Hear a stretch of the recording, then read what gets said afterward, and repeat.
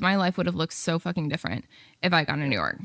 I'd be writing on a late show. It'd be great, but like it wouldn't be. That's like, well, you still be on strike right now, but yeah, exactly. I'd still be on strike, so you know, it's the way the cookie crumbles, man. This week's episode of DLC Required is long overdue because your host, Speaking Lion, is a little bit of an idiot sometimes and is sleep deprived. Send good vibes. Maybe I just start all these like Tyrene, just see what happens, see how long it takes the exposure therapy to really work. Welcome to DLC Required with Paskaroni joining us this week for a wide-ranging conversation. The ultimate bacon daddy. Just get in here. There's no intro. This is an intro. This is your intro. I can usually tell my mental state based on how much Law & Order I watch, or it used to be more Law & Order, and now it's like I'll return to X-Files or something, but how much I rewatch the same thing, because I'll cycle through. This is my thing. What's your favorite show of all time? TV show, not movie, TV show. No. Don't think about it right now. 3, 2, 1, go. I don't know. 3, 2, 1, go. I don't know. Okay, wait. Clear the brain. Favorite TV show. Okay, clearing. TV shows. Okay, hold on. No thoughts. Butterflies, puppies, things, skag. Okay. Anything else? Stiller. Okay. Favorite TV show of all time. I was gonna say Dexter. I don't think that's right. But seasons 1 through 5 of Dexter, I really do love. I know I'm putting you on the spot, but I want to know. It's just like, let's go. Listen, the issue is my brain goes through the tiers of like, okay, but what's the best show versus one I watched the most? First, like the best written. What one did I emulate a lot? And all that's dumb. It's all fucking dumb. I like Desert Island. It's like if you had one show and then that was the only show you could ever watch. It's tough because I mean, depending on your mood, time of the day for you, what you're going through, are you hungry? That's the thing. I'm like, am I in a Spin City kick? Am I because I'm like easy. I want to be like Friends later seasons, like seasons like 4 through 10 or whatever. But then I'm like, no, 30 Rock. Honestly, I rewatch more than anything. That's one of my brain worms is 30 Rock. But I don't think that Newsroom is great. Oh, there's lots to see, but the problem is, as soon as you start thinking about it, they're starting to overlay on top of each other. I think objectively, if like literally got Men in Black, like after I picked one and that was it, and like whatever, what when I thought I could watch the most and like love the most, Halt and Catch Fire. I think Halt and Catch Fire. Really? Yeah. Okay. Good call. I like that. I just really think I really like the high like density shows. Because I really like a lot of comedies. I tend to love comedy acting and don't get to do it as much because everyone takes it super seriously. But like 30 Rock was like, I feel like one of the last like actual satires we had out there.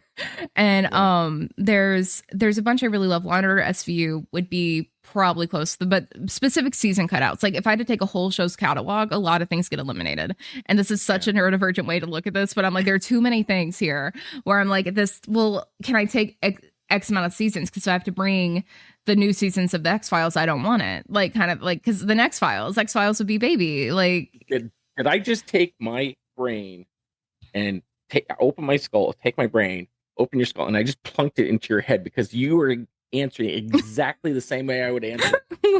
I'm in my head. I'm like jumping. I'm doing jumping jacks right now because finally there's people that I've gravitated towards that are they're answering the exact same way I would. I have like several, and I've done this to myself where I've said, no, it would be Trailer Park Boys. No, it'd be Letterkenny. No, Letterkenny is good. Yeah. I cannot stick to one. Schitt's Creek, but I don't want season 1.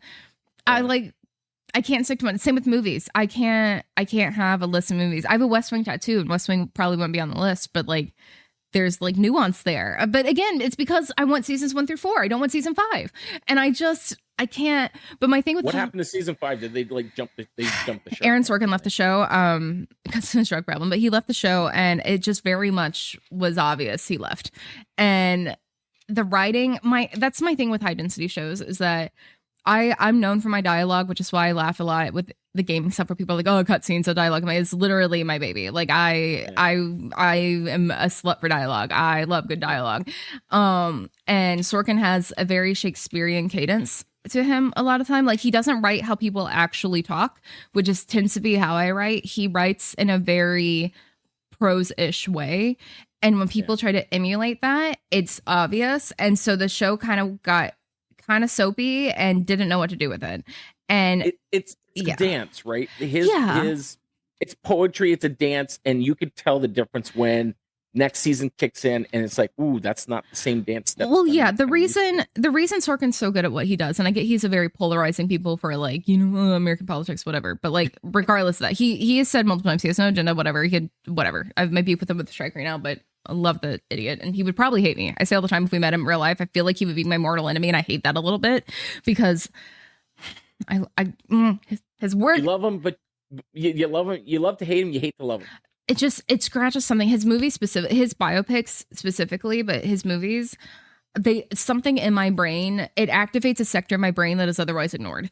And so like watching them feels like I've taken a drug for the first time that only I know about. And like, I'm trying to get everyone else to take it and people think I'm crazy. And that is it. I went and saw Steve Jobs. Honestly, take it. No, literally Steve Jobs 2015. No one fucking knew it came out. Did you ever see it? Probably not. No. See, no one knew it came out. And a fucking amazing cast. It was based off the big biography. It was directed by Danny Boyle, and it was Aaron Sorkin writing, but it was Michael Fassbender as Jobs. It was supposed to be Bale. Bale dropped out.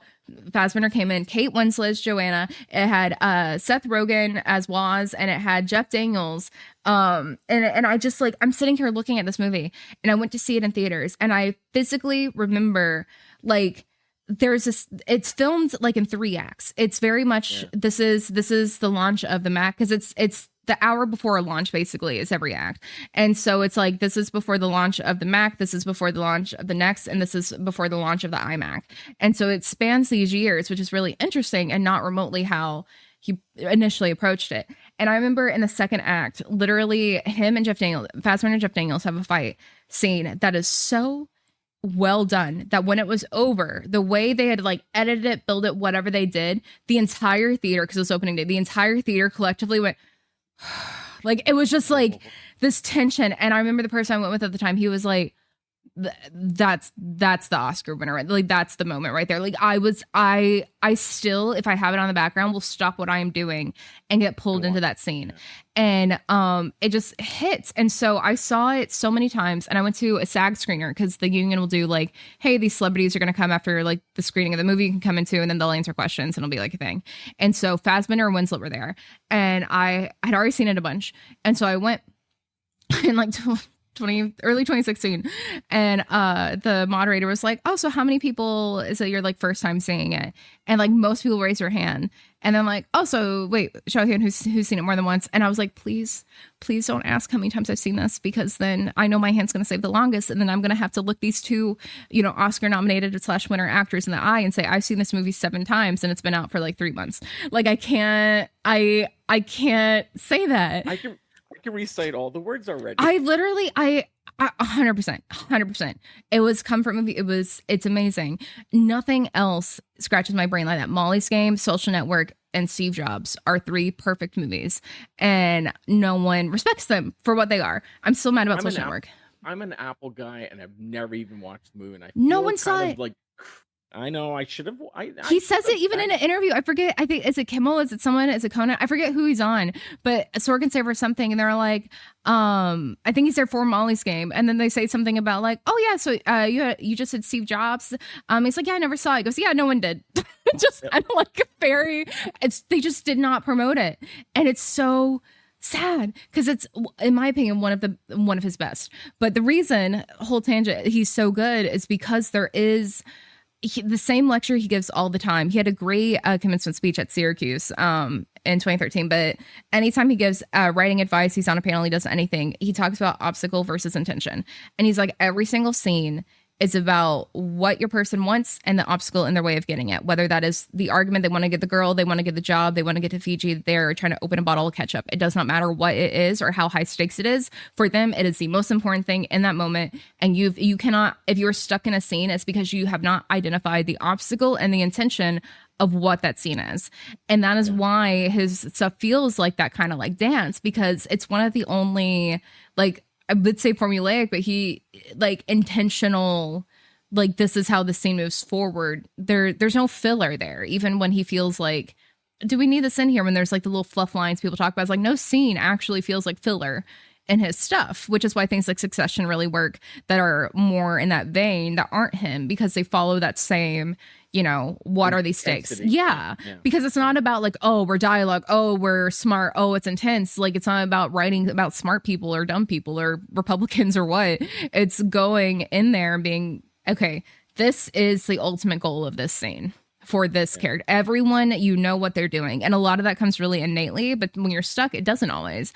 And so it's a great way of looking at it. And my kind of criticism, I would say, when I look at shows or games or whatever, when people want to talk about the writing, I'm like, it's a quick way for me to identify, like, it's not the writing you're mad at or that I'm mad at. If I can sit here and pinpoint, what are they trying to do in this moment? Like, if it's just kind of like aimless stuff, no. But like, that's where I get mad about Borderlands 3 a lot, when people talk about it. We're just we're leaning towards Ava territory. We're do we want to? We can. This could be a whole Ava. That's what Ava podcast. Well, Ava podcast. Let's go. This is gonna be Ava. So I met Killer 6 last week. Yeah, how was that? And that was so much fun. I'm telling you, you know. So you get. Have you ever done this thing? We all do it, where we and I idolize the guy. He's the reason why I'm even doing this, right? So to have the opportunity to go and meet him and hang out for an afternoon, and you know, meet Killer B and Junior, and then meeting Alec. I was gonna say Alec was there, right? Yeah, and their whole family. So and I had this conceived notion of, you know, I played the scenario because I always play scenarios out in my head. How do I do everything before I actually go out and doing it? Same. And I thought, how is this going to be? How do I act? Do I act all fanboyish and stuff like that? You know what? It was so just down to earth. We met in a parking lot near the casino in Niagara Falls. Fuck yeah. He just yells out Pask, and I said Killer 6 and big old bear hug. And it was like, that's it. All good now. We're all good. I got my fandom out, and then we just we're people. We just talked, and it wasn't like we talked a little shop. Of course, we're going to talk a little Borderlands and stuff like that. But really, we talked about just like buddy stuff. Like, you know, we're just talking about life and asking how families were and stuff like that. He is like one of the coolest dudes. And what you see there on his stream, it's not like it's on a performance. It's not like, I've always considered like we have to, when we stream, all of us have to somehow put on a outfit and a persona. It's like acting in a way. We're putting on you're entertainers. That's what you are. A streamer persona, right? So the real me is not here in front of the camera. And I always thought, well, maybe it'll be different, and it'll like burst that bubble that, oh, he's not like I thought he was, because that's all I've ever seen him as. He is just the sweetest dude and just a down to earth kind of guy. And I thought, you know what, that is really damn cool, because you know what, a lot of times I've met a few actual bigwigs, and it's completely shatters. The bubble burst, and I was like, oh man, that's not what I thought I was gonna be like. So it was really, really, really cool. K6 is absolutely, I say this to Telepath all the time when I talk about it, is one of those people that I just feel like I would be safe with without any basis of anything. Like there's just a vibe, and I genuinely, like, I just, as much as I will like drag him for, you know, lore stuff or like whatever, like I'll give him shit, I so respect his opinion and so just absolutely want to go to bat for him.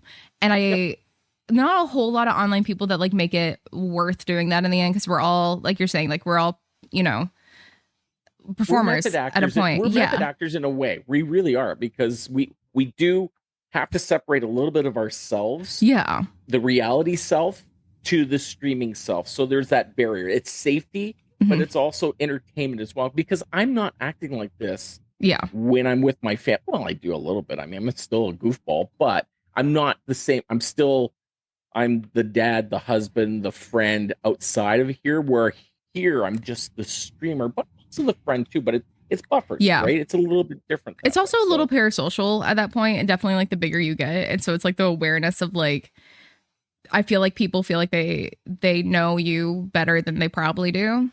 Yeah. And like some of them do, like they do. Like I'm very much me on my stream. I'm authentic, but it's when the lights go off, I have the kind of boot down mode where I'm like, okay, like.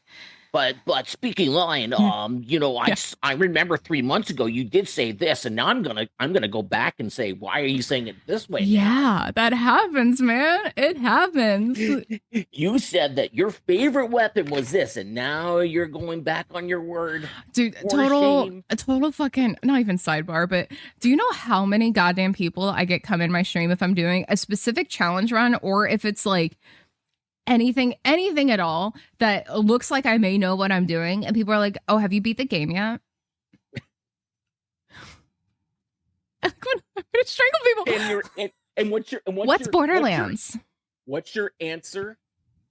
What's your answer compared to what you're thinking in your head? Oh, I don't know if you want to. No, I listen.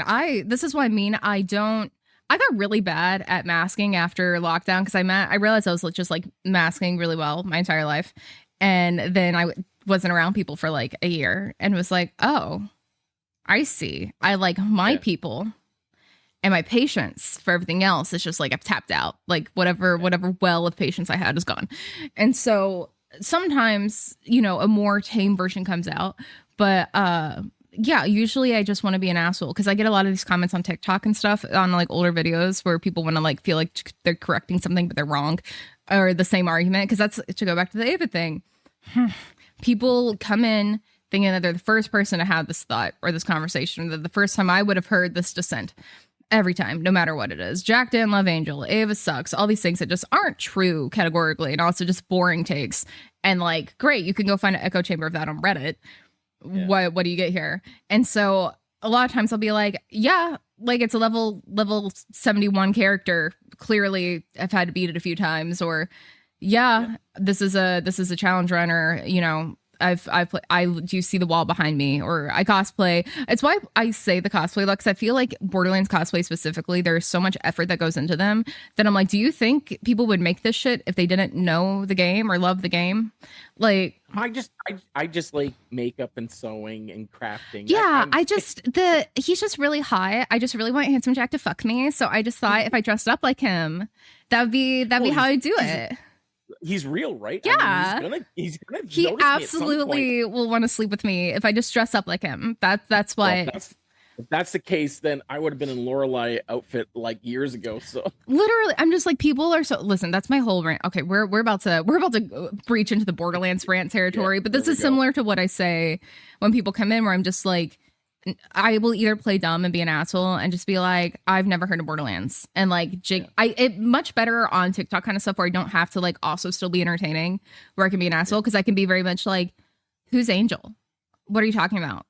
No, his daughter's name is Stacy. Like, I just like can absolutely be an asshole. There is a filter that we do have to have, and I think as time goes on, we get better at properly filtering out the one-offs where it's like, well, you could do this better if you added this build, or the legitimate questions, because there are people out there that, even though we've played this game now going on, it came out in September 2019. Yeah. So we're going on a pretty serious run with the game, where there's people that are just picking up for the very first time. So I understand that they're absolutely new, and it's that legitimate, honest question opposed to it being an ignorant one.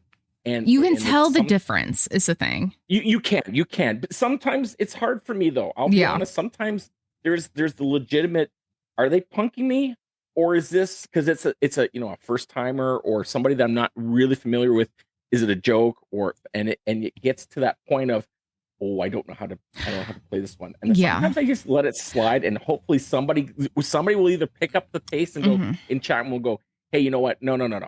This is it here. Let me fill you in, or I'll say no, kindly.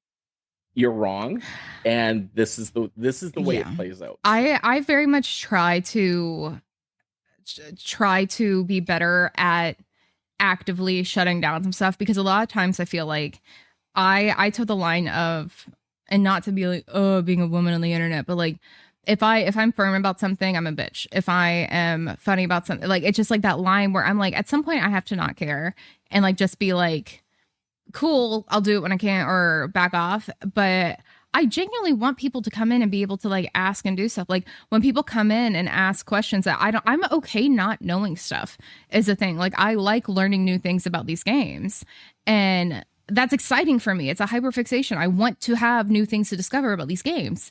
And so when people come in with like that too, it's sometimes like it's people that I feel like are a little too comfortable sometimes, like pushing a line versus like new people who come in and they're either like, I have to clock really quickly. Okay, are they trolling or not? And I'm usually lucky that if a good chunk of the community like is there, a lot of them will be like, and I'm always having to be the one to be like, guys, maybe they're being serious. Like it's fine. And then people are always like, they're not. Like, don't. Everyone else, I feel like, assumes people aren't unless it's one of the people fucking around a little too much.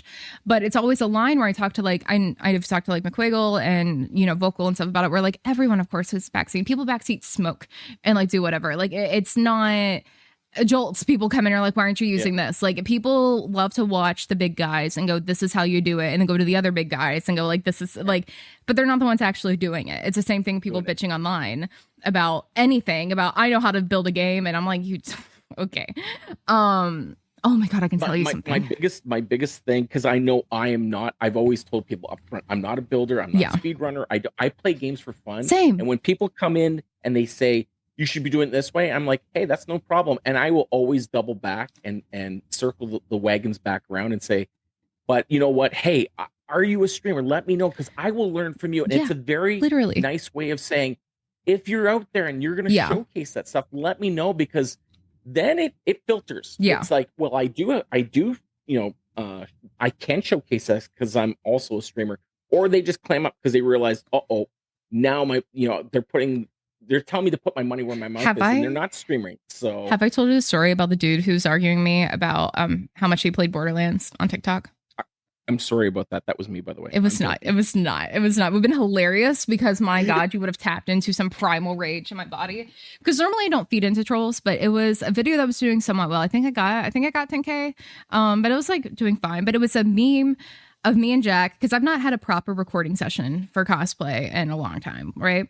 And it was one after stream one day when I think we were doing a charity run or something, and so I was in Jack cosplays where I was like, just get quickly any sound you have recorded and figure it out later. And so it was to the Taylor Swift, "It's me, hi, I'm the problem, it's me." And it was just like 90% of the Borderlands series, and it was me and Jack cosplay being like, oh yeah, oh my God, me kind of thing, whatever. And it was just dumb and funny. Like most of my Jack videos that do well are me just literally being a meme. It's me eating Taco Bell, and people are like, yes, hooray, amazing.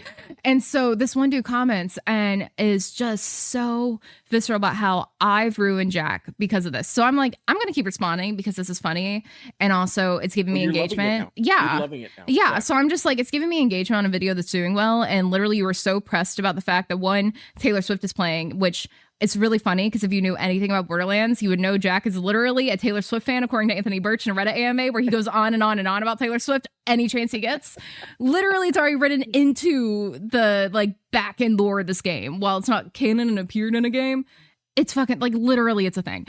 And so, folks, right now, this story is Speaking Lion being handsome Jack. This whole thing, you're personifying handsome Jack through constantly going back and engaging with them. Pask, I cried last night thinking about Jack stuff. I was in bed, couldn't go to sleep, and I was just thinking about how his life just came to the moment it was, and this regret and the feelings of Angel when he's having a face moment of like, okay, like rose-colored glasses off for a minute, like here we go, like what have I done in this moment?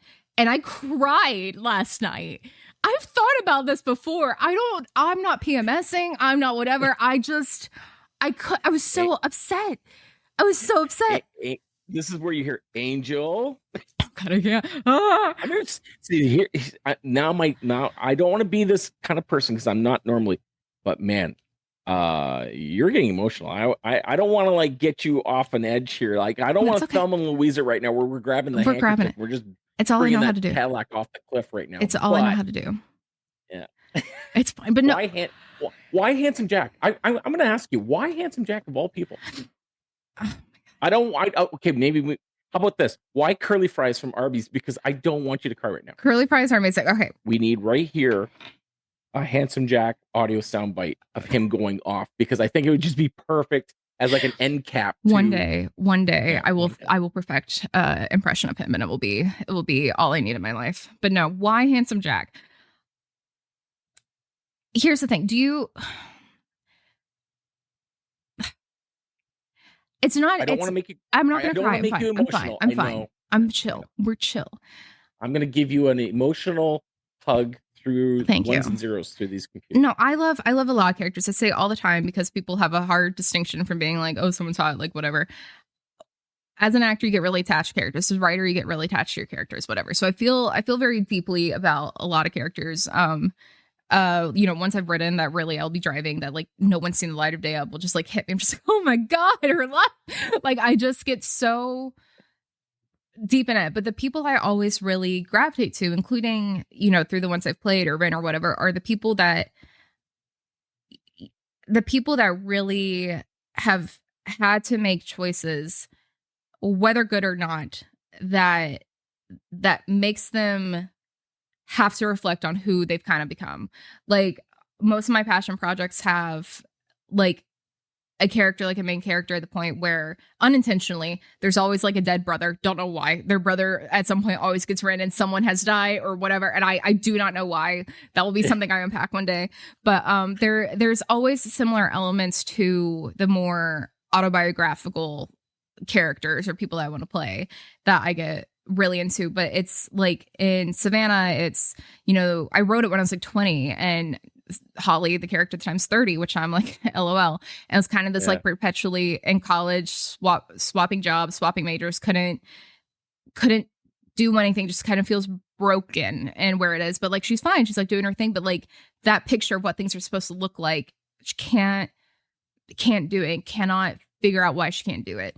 The superhero trilogy I have, she's very much like, she's, isolated because, she is struggling with grief and addiction, all this stuff, but she's very much fallen out of grace with, her celebrity at that point. It's like everyone kind of has this element of, I have to mask part of who I am to fit in with where I'm supposed to be, but I'm also trying to be a better person than I actually feel like I am. And I feel like Jack is a lot of that, where he genuinely believes he's a hero. And I think those are my favorite villains. Favorite villains are two spectrums. The ones who take absolute delight being a villain and have no apology for it at all. That's what they want. Pure evil. Yeah. Pure evil. And the ones that really feel like they're doing good, and not in a, oh, I'm now justified, not in a, here's a redemption arc kind of way. Like the ones that genuinely believe in their cause.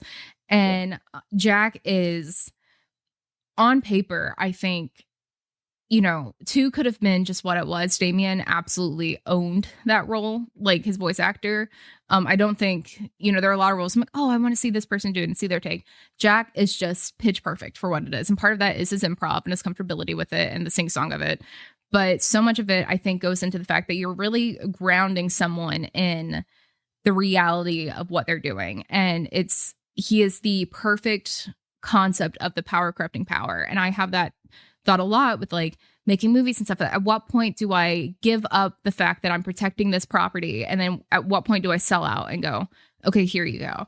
And at what point do I do nudity? At what point do I do this? Like, what is my line for stuff? And I feel like when you're looking at it in a Borderlands sense, take Tyreen and Troy and take Jack, there are two sides of that coin, where Troy and Tyreen very much take delight in what they're doing. However, when you boil down to it, they want to be like their dad. They want to be vault hunters. They were abused. They got off this planet. Troy was scared to do it. And they go out and it's like, this is what we're owed. Like, we've been told our whole life, this is it. And they want to watch right from wrong. We know right from wrong. And we're doing wrong. We're going to do wrong. We're going to do wrong because it's always been us, and no one else is ever going to let us be us. Like, this is what we are doing. And we're going, because at the end of the thing, this is all going to burn down and it's going to be me and you. Jack genuinely is trying to rebuild a world. Again, total wrong methods, which I hate having to add that caveat because, of course, he's the antagonist. But Borderlands isn't, you can't apply our morals to the world. Like, we're hired to kill people, to run around and do shit. Like, it's just not, it's not the same. And Jack is every step of the way someone who is convincing himself over and over and over again that he is still the hero in his story. He knows right from wrong, but he thinks he's right. Where Troy and Tyrene know right from wrong, and they know that what they're doing is wrong. And it's why the concept of Jack and Ty meeting to me would be so fascinating, because I do think they would make each other worse in the best ways. Like they would take so delight in it once they got over hating each other. But I think that something would break and they would absolutely make each other worse. And I love that. But for me, Jack as a villain overall works because he does care. And so when people come in are very much like, oh, he doesn't care about Angel's justice, I'm like, at no point have we been led to believe that this is like, oh, like he tried. He's screaming. He's begging us to stop. They're like, it's because he's worried about this. And like, he literally says, who cares about a goddamn key? You're going to end the life of an innocent girl. He is begging us. He's begging her. Isn't that pure Greek tragedy right there? Well, that's my thing. He's so everything about the moment. I get really emotional in the pre-sequel when Moxie betrays him and when Roland's very like, Jack, I'm sorry. And there's the big thing with the eye and everything collapses because he loses it. And for me, in that moment, and people love to cherry pick their lore, which is why my head, absolutely explodes about Ava. But like Jack, from what we know, his dad died when he was young and kind of implied to kill himself. His dad died when he was young. His mom dropped him off with her abusive mom and left. He grew up being smacked around, kind of being on his own. His grandma drowned his cat for not making his bed, got beat with a buzz axe, like absolutely annihilated. This little geek coder tries to go out and does thing and joins a corporate rat race where every audio we hear is Tasker being an asshole. And everything we know from Tales is this is a Hyperion culture where people are super cutthroat. And that's everything we know from Borderlands is we have this, everyone has to be shitty to get ahead. It's very much commentary on our world with that. That's exactly what it is. And so he went into this world. We see him have a kid. We hear the audios of him finding Angel has powers, takes her to the fucking doctor. He's worried about it. She gets kidnapped, told this is always going to happen. Go make another kid. He loses his wife and he has a scared toddler that he's like, what the fuck do I do? I don't think he was like, aha, I know what I'll do now. In my grief, I'm going to become a supervillain. I'm going to use her to control everything. He's trying to make the best and safest of a bad situation and goes on a bad path. He makes the wrong choices and he's in too deep at that point to acknowledge he has, because if he does that deep in, then he has to acknowledge what he has done to Angel, where he has got there, how he has caused this, how he is a reason she is like this right now. Because the worst thing you can do is take autonomy away from Angel. Because we hear audio of her as a child, like a toddler going, I don't want to be in the chair. Where's mommy? I'm scared. But she also is like, daddy, like, I need help right now. Like, we have both sides of this audio. You're telling me at no point was she like, you're right, this is safe. Dad's keeping me safe. I want to do this. We're all gaslit by our parents at one point. Like, she's a willing participant at a point until she's not. And I really believe that she probably offered to charge the key. And then when she realized what was happening, the reason she's like overdosing. The reason she's like can't handle is because it's not that she can't do it. Because now we see in 3, they can charge a key in half a second, right? I think she was literally trying to just like keep it from charging, and it fucking overloaded her at that point because she wanted to buy time because she was like, this is never going to end. Like, for Jack having to have that moment that we do see in Tales where he's the AI Jack is like my daughter didn't have a choice but to betray me, but I've been betrayed by everyone I've loved, by like my girlfriend, by my wife, by my ex-wife. Everyone along the way has literally tried to kill him. Even in TPS, when we see him let the mirror flip, the moment he turns away, he goes to shoot him in the back. And it's like, people are like, but he airlock scientist. Okay, yeah, they were betraying Sarpedon, who was trying to destroy the moon. Like, he was like in his head going, people have tried to kill me this whole time. I'm trying to save people. These people are disposable in this mission. That's what it is. And that was a line for people. And I just think that's absurd. I think that his story is so well done. And so are the Calypsos, that we just like, because people in these type of games, we don't get spoon fed the story like that. And then people get really mad in the times we do. There's such a disconnect that people get to willfully decide.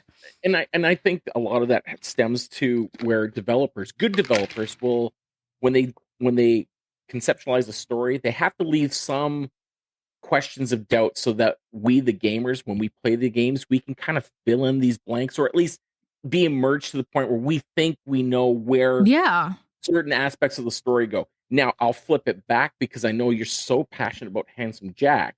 And I know a lot of people might say, well, he's the bad guy. I would like to say, okay, why don't we get a forensic accountant? I want a forensic accountant. This is what I want to do. I want to tabulate all the atrocities that he has done.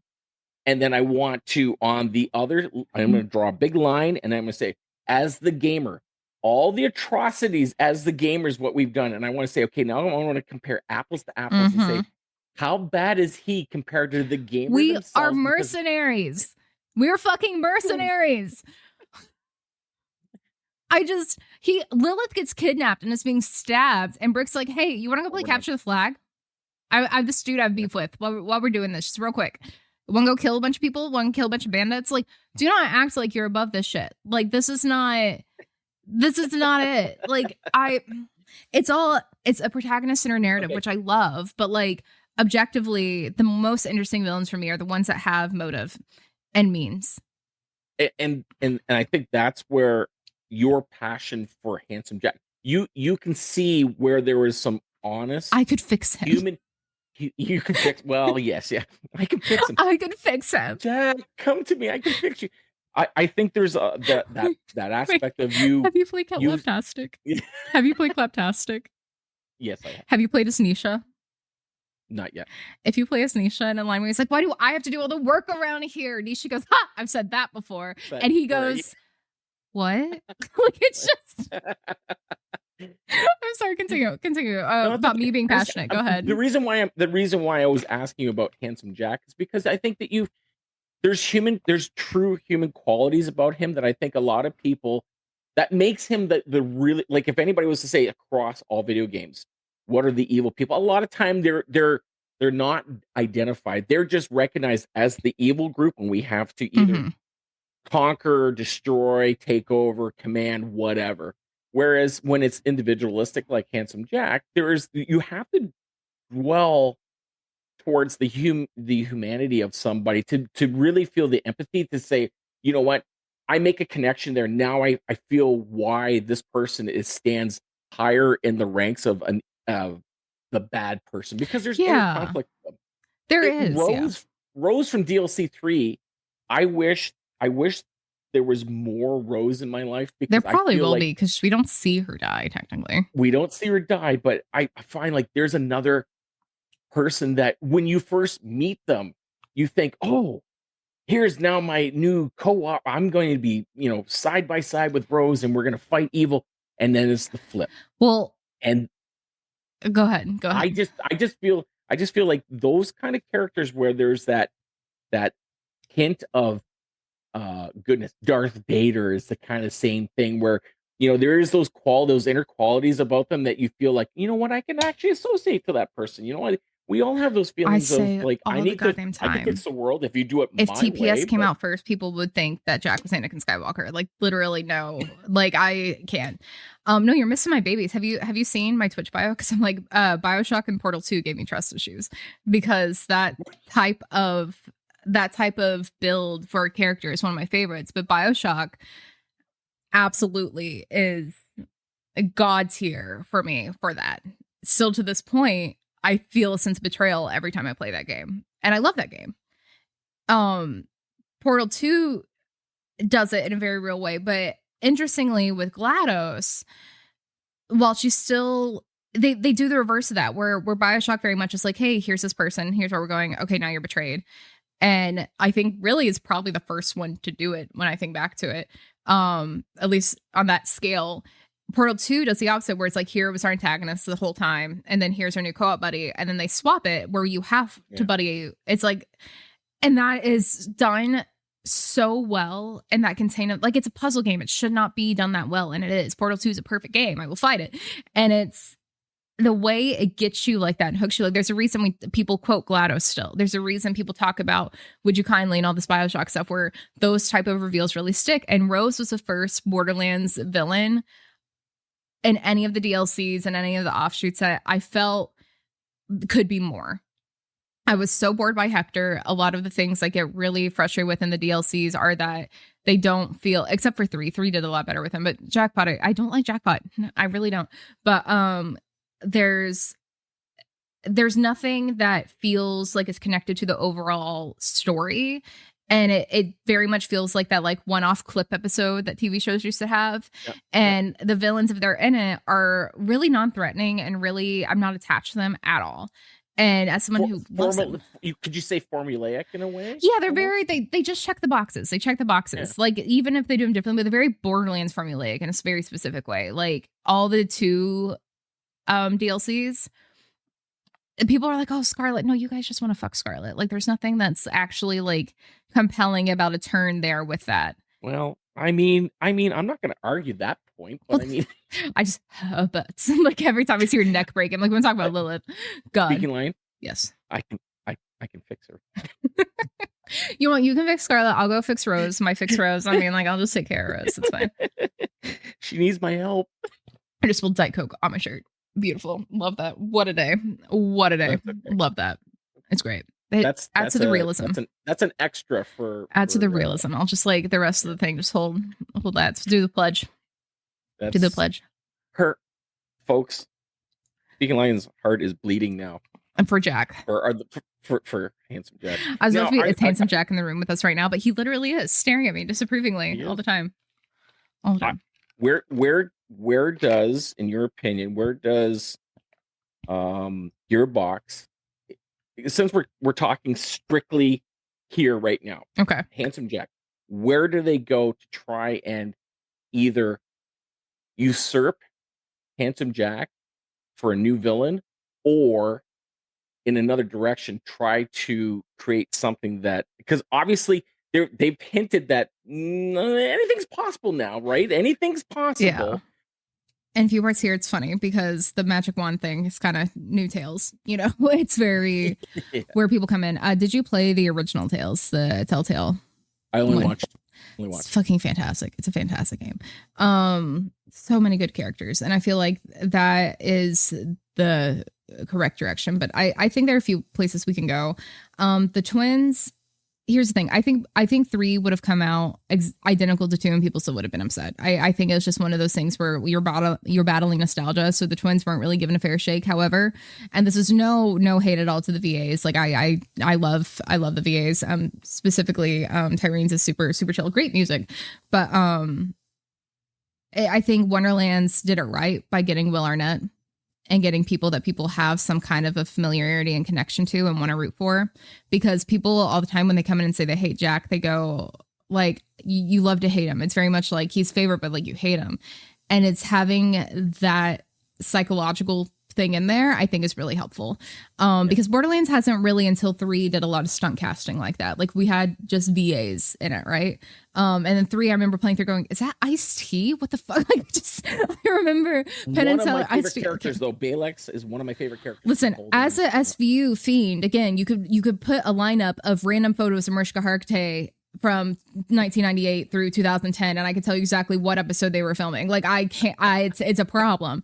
And Ice-T, absolute chef's kiss. Please, I'm so glad nerds who love Borderlands are getting in these games. But like Penn and Teller, it was just like a new direction for that, and I think that worked because Wonderlands, you know, when people got over their weirdness about whatever, because the game itself wasn't a flop. People want to call it a flop. It did really well. It's got its own spinoff, its own whatever. Within this little echo chamber bubble, people have just decided it doesn't have an audience, and it does. But what they did really well was Wanda Sykes, Andy Samberg, Will Arnett, like bringing these people in that people had enough of a connection to suspend disbelief that they are someone else, but then also inherently already like the character. I think that's honestly probably the safest bet to make for something like that. It's because people are so ready to root against whatever at this point because it's not 2, and that breaks my heart a little bit.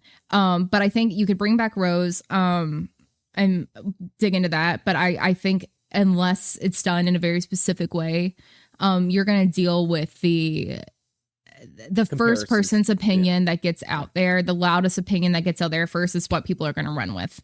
And I get really frustrated because I feel like that's what happened with a lot of Wonderlands. I feel like it was just kind of like, not for me. And then people were like, oh, all these people said it's not for me, so I now hate it because of these exact reasons rather than actually trying it.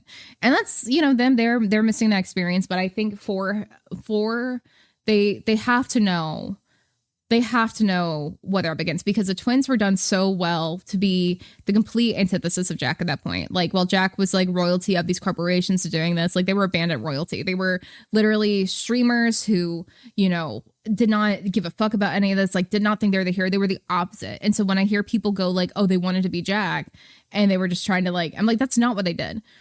Tails, I bring up because I think the secondary antagonists we have all throughout that are so well done. Vasquez is a perfect character. I love that man. I'm cosplaying that man. I love that man. Valerie, mommy, love her, great. And they're all people that at some point you feel connected enough to, even though we've not met them. They feel so grounded in the world of Borderlands. And that's what I think the Telltale Tales, that's a mouthful, the Telltale Tales did so well, is that it felt so true to the world of Borderlands. It felt like you were stepping into it. And I feel like New Tales was a newer era of Borderlands, because it was like, here worlds we haven't really spent this kind of time on and completely new characters, when the original was like, we're taking these people in this universe that you know and giving you all these different people to have all these conflicts. The way I think Gearbox goes around that is the fact that we have Fiona coming back at the end of New Tales. Marcus is an unreliable narrator. We have to remember that when we're going through everything. And so at what point is that going to fracture? Is this the moment now that we know Marcus is telling this stuff to Fiona? Is this a moment where some of these stories aren't true? Are they all true? And this is now just still the same plot mechanic, but we're having Fiona come in and we're getting more context. How far in the future is this? Because why does Marcus know this? It's a weird element that they're either going to completely ignore or not, but it allows them to go a few different directions I think could work. I don't think they're going to bring back Jack. I worry they're going to do something with Jack and the Jacobs estate, which I am dreading. I'm absolutely dreading, and I'm going to reject. But beyond that, I don't think they're going to bring him back at all.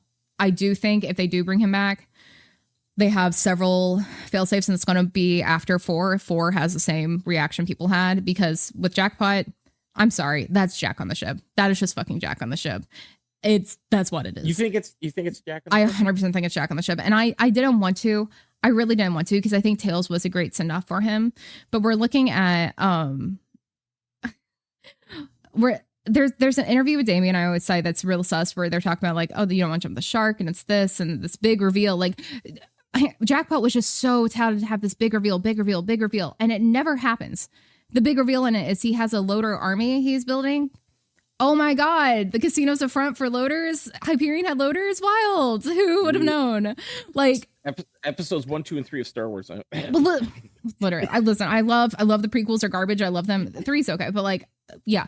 And so I'm just like, no. But the ending scene where he's like, so like, I never like fooled you at all, and she's like, oh honey, no, look at me. I'm sorry. That is their setup to be like, ha ha ha. This is it, because even his acting changes a little. So maybe you're onto something in that the actual reveal does not get exposed until 4, because now you're hinting at the big reveal actually being that Jack is actually still alive, and we've been duped the whole time, and it's just a long story arc that might be revealed.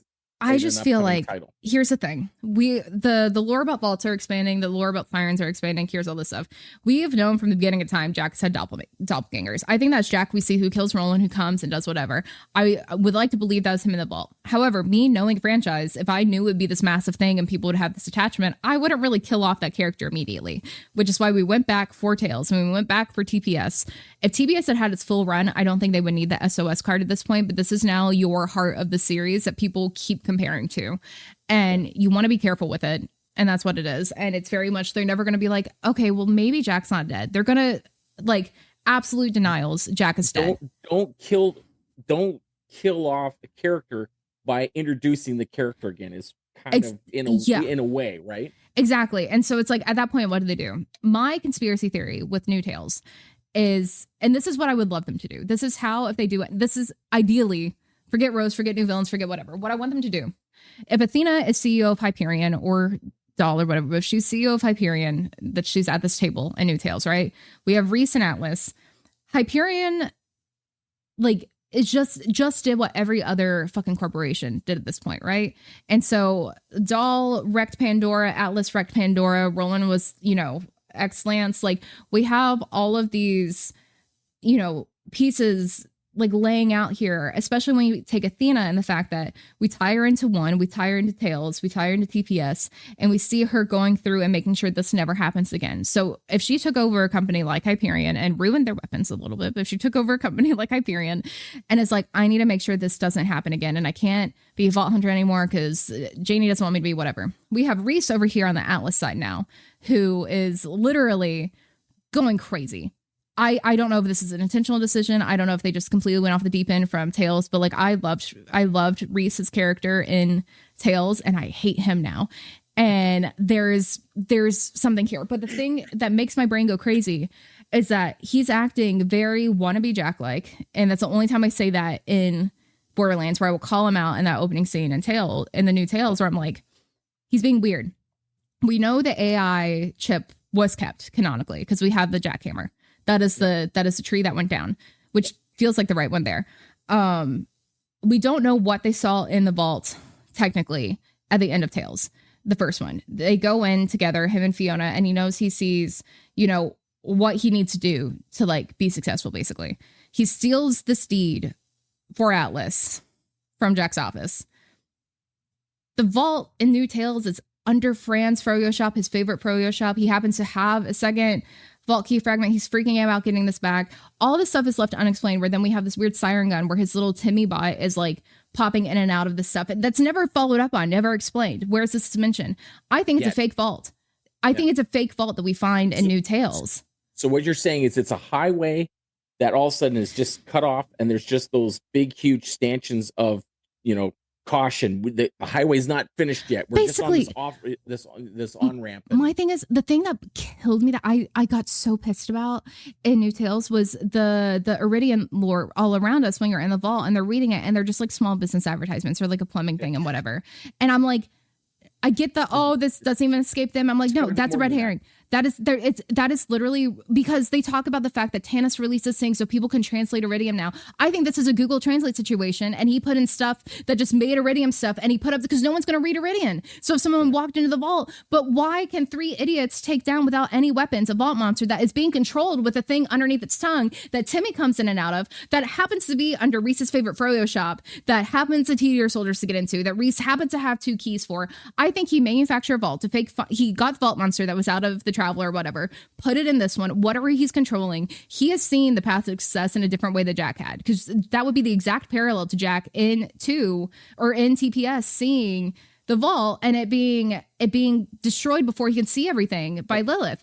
And so if he goes in this vault and sees what he needs to be successful, the same thing Jack saw, then he knows this is what he needs to do to stay on top. And so he cannot do the same thing. He is not that businessman. And that is what Jack fucking tells him in Tales. He's like, this is what commitment looks like, you little fraud. Like, you have to make these sacrifices. He makes a fake fucking vault to have Atlas stay on top because he does not know how to do this otherwise, because they're in this war with Malawan and Prometheum, blah, blah, blah.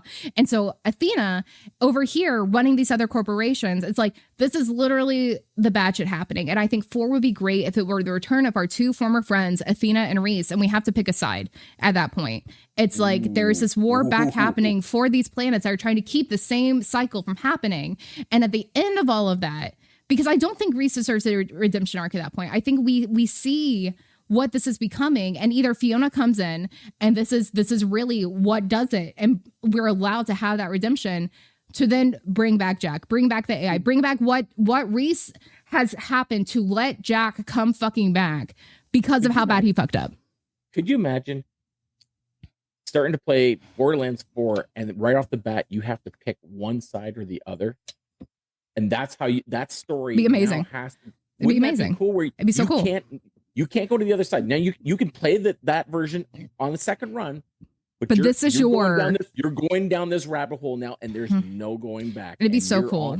I don't think they would, but I think it'd be really cool. But I do think I could see the narrative going where it's like it leads us to like have to be on team Fiona, Athena, like whatever. But it's like, why are you bringing back these Tales characters at this point if you're not gonna have it go down this path? I genuinely believe, because too many things. I met the team for New Tales at PAX last year. I fucking love the director. We literally got on our knees in a bar talking about Patrick Warburton as Vasquez. Like, the passion they have for these games is not not fake. I don't think you can't put that much energy and resources into something that just all of a sudden just have the road end. Exactly, which is why I get so mad when people are just like, oh, it ruins the game, or this is everything wrong with the game, or this is why the Borderlands franchise is in trouble, and all these like clickbait stuff where I'm like, guys, like the people making these games like these games. They're rooting for these games. Yeah.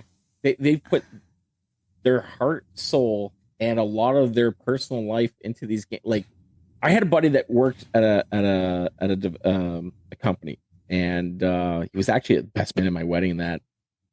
And he was able to take me in for a little tour over at Ravensoft way back when, and he showed me the ropes, so I saw firsthand what these people were doing and the amount of lifeblood that they sweat, that they pour into these games. It's not like, oh, it's 9 to 5. Well, I'll clock in, I'll do my several hours, and then I'll clock out, and then I'm gonna go, and they basically are living it for the duration of the development, and then beyond as DLCs come out, while they have to go answer Q&As and all that fun stuff. So I can't see them saying, well, we're gonna put this character in for like this game, but at this point, you know what, we're gonna go in a different direction. So it was great. Thank you, voice actors. Thank you. Right. Okay, we'll see if we might do a dream sequence. We might be called back, but it's so annoying.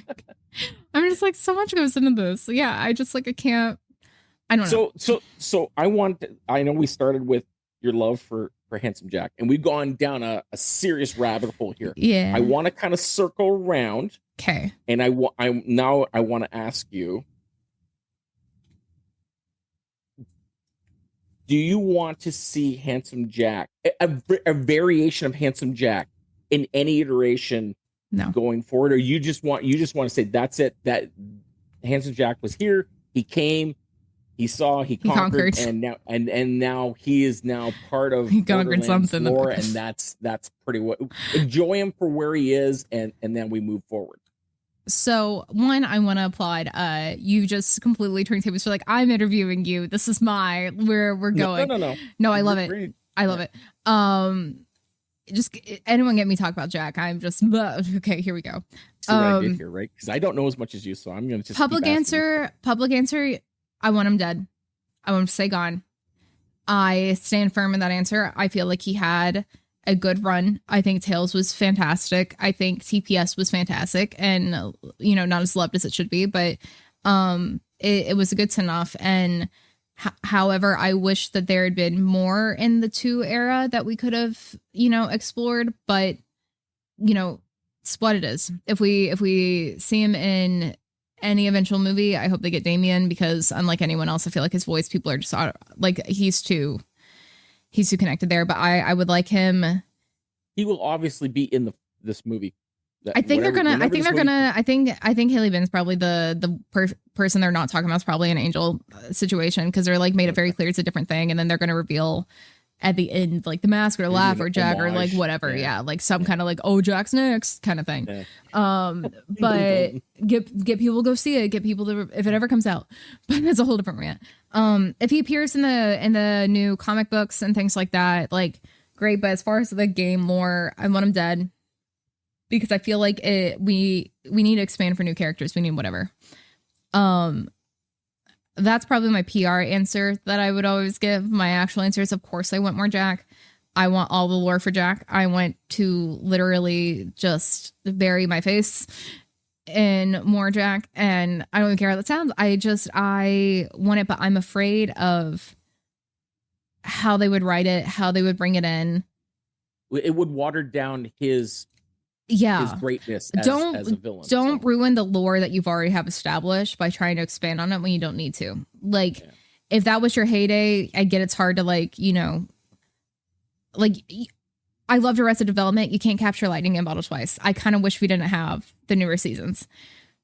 And it doesn't take away my enjoyment of the earlier seasons, but it made me less excited. Like, I took forever to watch 5. That's fair. Yeah, that's fair. And I think you're just going to get people very much like, oh, well, stakes don't matter, whatever. Like, I don't want to deal with the fandom if he comes back and it's bad, is my selfish side of that. But me as a person, if they hire me to write Jack, fine. There we go. Randy. Randy. He's on the video side. It's fine. Sam. Yeah, that's right. Sam. Yeah. Well, there are too many creative directors. We don't need a fucking fangirl on the check or something. So I just want to be a consultant on Jack. I feel like there's so many times in stream where I have like just a response. I'm like, that is not me. That is Jack. Shut the fuck up. Where people think I'm insane. Okay, Gearbox. Speaking Lion. We just need a title. It's like It would be like a capital overseer of like Handsome Jack and Evil Corporated or something like that. You just want like the I want to deal with the lore from how do we get Vault Hunters to actually go after something? Because really, if there's no evil person, are we really still hunting vaults anymore? Well, that's the thing. Vaults are now just like a thing. Like they're just it's just not. It's just a Sunday picnic, then, isn't it? Or it's just they're all Vault Hunters now, and it's like whatever. Like the stakes are so all over the place where I just sit here and go like, okay, like what if? Yeah. What if Lorelai? I'm going to go back to mine, okay? Because I have a lot of blood pressure for Lorelai. Yeah. Coffee barista turned revolutionary fighter / there's no way I want to see her as a vault hunter. I want to see her as that fighter that fights alongside, but is not a vault hunter. There's got to be this separation from the true people that are actually claiming the title of vault hunter. Vault hunter, opposed to those that fight alongside them, because obviously you can't have all cooks in the kitchen. You got to have some of the support crew, right? Okay. Well, that's what kills me. Going back to Ava, which as I literally get something stuck in my throat. Do you think that Ava is going to be a vault hunter in 4? I think everybody's believing that she'll be 10 years older, so she'll be the mid-20 something now, following in the footsteps, learning from life experiences for the next 10 years. I think that there will be a 10, 12-year gap where she's now kind of that next level of maturity. Because I was in the camp that I'm not a big Ava fan. I'm not. And that I want to know why. Personally, because I'm a dad. Okay. And personally, because I had 2 daughters, and I wanted to play games that took me out of reality. And what they She was very well written. She was very well written for a teenager. This is a compliment for GBX. This is a big compliment. They did her so well that I hated her because it pulled me away from the mystique of playing a game and pulled me back into, oh shit, now I'm a dad again. Ironically, I think that's the issue that people have with the twins that they don't really do, because they always complain about. Someone literally came in chat one day. It was like, it's like they were annoying YouTubers. Something that was literally what they were. That wasn't like they were. They literally were. And I think satirizing the people commenting on all their stuff is one thing, and some people took it really well, and other people didn't care. But I think a lot of the people, it's like they wrote them so effective for what they were that people would just hate them. I now, hate's a strong word. I dislike the way that they did it. Yeah. I really wish if they would have kept in the deleted scenes, if we would have went back to that to me would have completely resonated well. And I said, okay, it justified it. It made it seem like, okay, I understand now why everything played out the way it is, or way it happened. But it doesn't take any of my my kudos to the developers, because if they wouldn't have done it that well, I wouldn't have had that association. I wouldn't have felt so triggered and said, damn her, because I don't want to hear that right now. I just want to enjoy the story, and I'm one of those people that do play the game the first time with the story. Yeah. I don't deep dive like you. Yeah. I'm more of now I want my loot, so I just want to get my guns. Well, it's a looter shooter. I'm the odd one out. Like, not that I'm the only one who does this, but like I tell people all the time when they come in with, like how you were saying, you're very much, I play them for fun. I'm, not a build guy. I'm not whatever. Like, I'm very much, when people come in, I'm like, I'll love to Jolts in the world, but I'm like, if you want to watch Jolts, go watch Jolts. Like, there's plenty of Jolts to watch. Yeah. He does a ton. I'm never going to be that person. I envy the skill and patience of people like that, but everyone has their own flavor to it, and like whatever. And it's like, it's always my mods, especially ones who like don't know Borderlands really, are always like, why are so many people just watching you like farm the same thing over and over and over again? I'm like, people like it. But it's not just that, because we do do other stuff, but it's very much people enjoy that kind of grind in Borderlands. When I love a bunch of different types of games that like wouldn't perform as well or do stuff like that, where people just that's not the way people play those type of games. Like even when I play Far Cry, that's not how I play Far Cry. Like it's not a looter at that point. So like Borderlands, I totally get the like, this is what I care about. Let me run through here. I have never run into a game where I'm like having more story takes away something from me.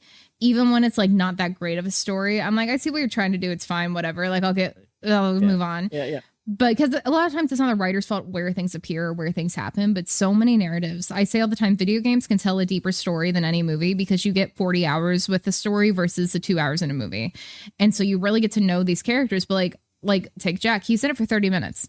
He does not have a lot of dialogue. He does not have a lot of stuff. It just feels like he does. I think he was more. He's in. You would think he would be, but he's not. The twins are only in it like 10 minutes more.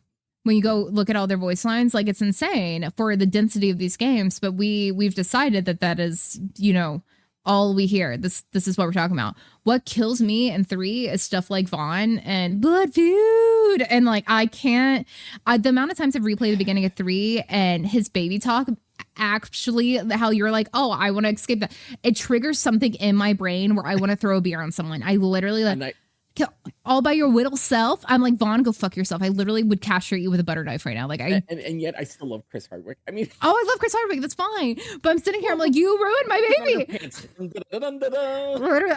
Literally, I want to stab myself at the beginning of it. And it's like, I'll sit here and meme it. I'll do whatever. And it's because I can tear apart my favorite games. Like I have no problem doing that.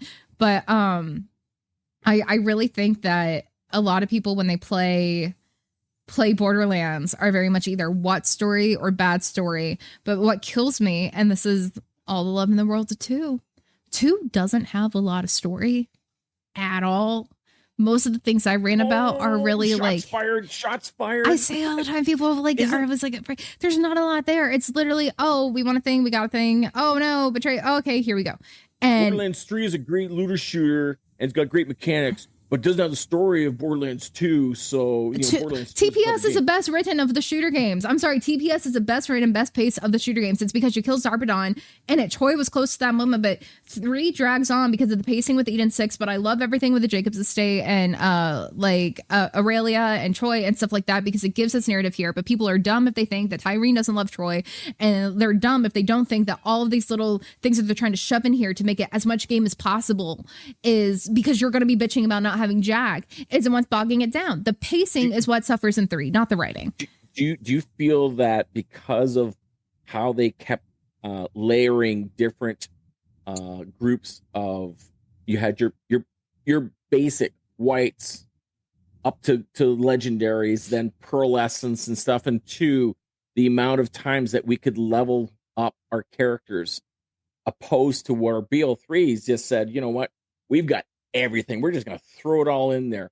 And I think, do you think that there's that juxtaposition of the 2 that then it bleeds into the story because there's so many more layers of the mechanics in 2 where they just kept piecemealing it on, opposed to 3 where they just said, here's everything. Yeah, we're going to have a couple DLCs and we're going to expand the level cap a few times, but not to like where they did DL2. Well, no, but I think the thing is 3 has raid bosses now, not the same style, but we have so much more in-game content in 3.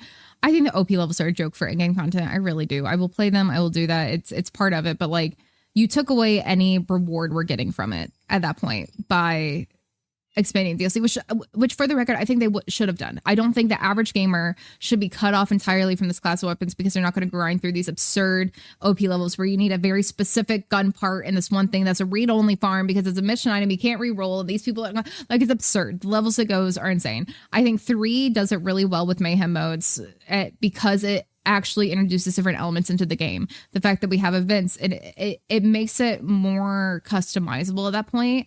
But I do get the like, it's more rewarding in 2, like, because farming in 2 is more rewarding for my brain. The issue is Borderlands at no point, I think we forget this because we're so on the internet about it, but like it doesn't explain anything to you. At no point is it like, hey, this is how you go get Seraph weapons. Hey, this is Moonshine and TPS. Hey, these are weapon parts. Hey, did you notice that all these weapons have a part? Do you want to see this? Do you want to see this prefix? Off card stats. You want to talk about that? Or do you know how shields have an invisible part? Like none of this is actually fucking explained to you. Because what you get is Marcus saying, would you like to hear a story? Yeah. And then he drops you off, and that's it. You're done. It's that's like it. Go. You heard your story. Live it. Live your story. Go live your dreams, baby. Like there's nothing. And so 3, I think, takes that element out and makes it more accessible to general people coming into the franchise. But I get why when you're for years and years and years grinding 2, that probably is not what you want. But I do think ultimately it's a better system going forward than what we had in 2. And it's a more realistic modern system. We've both farmed, and I think you farmed in BL3 as well too, yeah. Right? I know. So I mean, I've never been asked in 3 like I have in 2 when I go for a sham farm.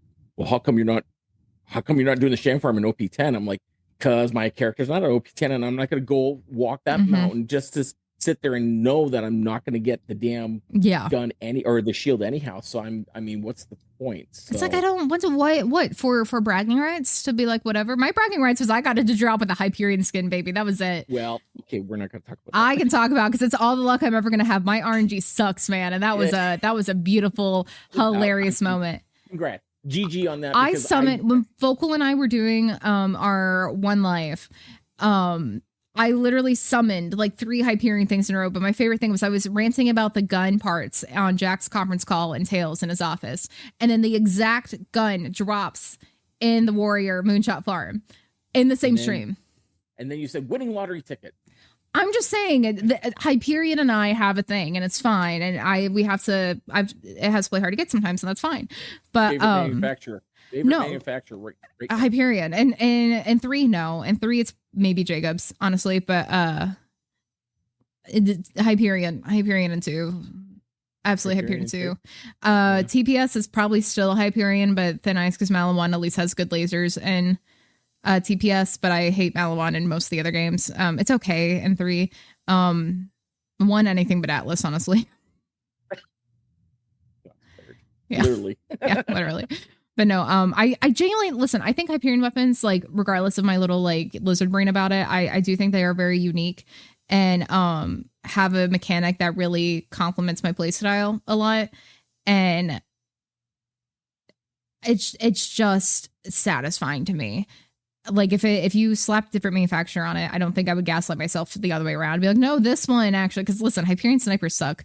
It's what it is. But the reverse recoil of them, I think, is genius. And it's just rewarding your shotguns. A basic level white Hyperion shotgun pistol is going to do better than the Uncom Terrible Saint Hawk any day. I don't care. So if we went from what they can do in Borderlands 4 with characters, what can Gearbox do with the weapons and shields and grenades and all that stuff leading into Borderlands 4? What can they do to make it? Because we're walking a mountain, right? So there's going to be this point where every game has to now supersede the next one. So what do they do to make potential hot take that some people I think would absolutely hate? I think they tap people like K6 and Jolts to design a specific weapon in the game. I think things like Sims bring a lot of like big content creators in to like, develop part of their expansion packs or game kits or something like that.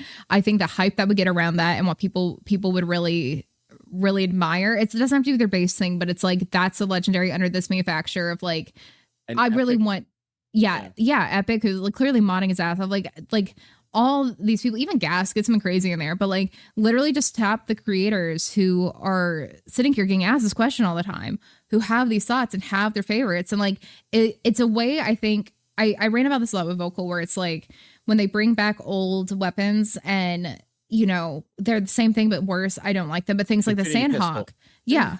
Yeah. But things like the Sandhawk, I think got improved on in 3 at that point. And so it's a way to have that nostalgia tie-in and having that here's something I'm going to farm for, here's something I'm going to go for, but it's designed in a way that is going to introduce probably a mesh of different elements from the games in there. Like I would probably talk about a laser gun kind of situation, or like something that does the increased crit damage kind of stuff for me. But like I really do love the, singularity in general, but I want to see a different type of mechanic. And that's saying, did you like acid? Did you like slag? What about each? What do you hate? And like talking to these people and having just like one or two little classes of things in the game to have it go out. I think that would be a great way to bring in what they already currently do and also add an element of rarity and, gimmicky, but also just some thoughtful, some really thoughtful designs. Yeah.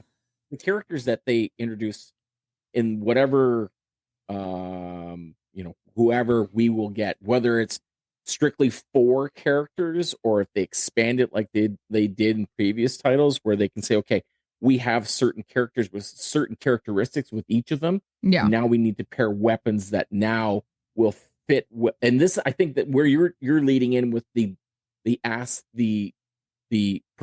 I would say professionals, because they are technically professionals, the K6s and the Moxies and Dammits and all those, the Mystique Siren. Hey, you've played this one character, you're a big Siren fan. You've got Siren in your name.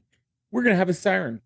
What do you think we should do with this up and coming character or weapon or feature or build that would kind of like be fun and different than what we're going to, the same old with the old titles. Yeah. So I don't know. It'd be interesting. I mean, are we going to have 4? Are we going to have 6? Are we going to have classic characters? Is it going to be new Coke? And that didn't work. Let's go back to classic Coke.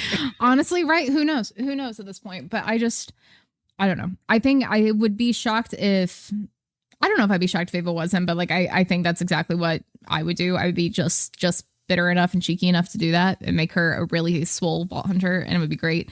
Where people have to play her. What's your ideal Vault Hunter then? Have you ever given a thought of like a character that was new, just a new? I really do. Like you have a lump of clay. Yeah. And you're just going to mold this character right now. What would you say would be intriguing for you on an upcoming title? I know this is absolutely like, it feels biased. It feels like you got to throw it out, but I think Anisha was such a unique Vault Hunter. How did I know you were going to say that? I just listen. I love how the Vault Hunters interact with the story in TPS more than any of the games. I feel like it's really interesting, but with her specifically, because I normally am a Siren main, and so clearly we don't have that in TPS. And I love playing pretty much everyone but Claptrap in TPS. The only character I ever played in TPS. I fucking hate Claptrap. But Nisha had such a fun skill tree and such a unique approach lore wise, because regardless of Jack, regardless of everything, she's a bandit who kills bandits. It's the superiority of what she's doing and why, and she's one of the few Vault Hunters at that point. Because I feel like, here's the thing, and this goes on, this goes down a rabbit hole. I feel like people just think Maya's high. I don't think people, and they're sad because they played her and they're attached to her. But like I rant about the little bit of Maya lore we get into, and no one ever rants back. But they rant a lot about Ava at a prompting. And I feel like the thing is, none of the Vault Hunters in 2 had an exceptionally fleshed out backstory at all. Maya was the one with the most in there. And when we look at it, TPS and 3 gave us more, but they just gave us more purpose in the story, right?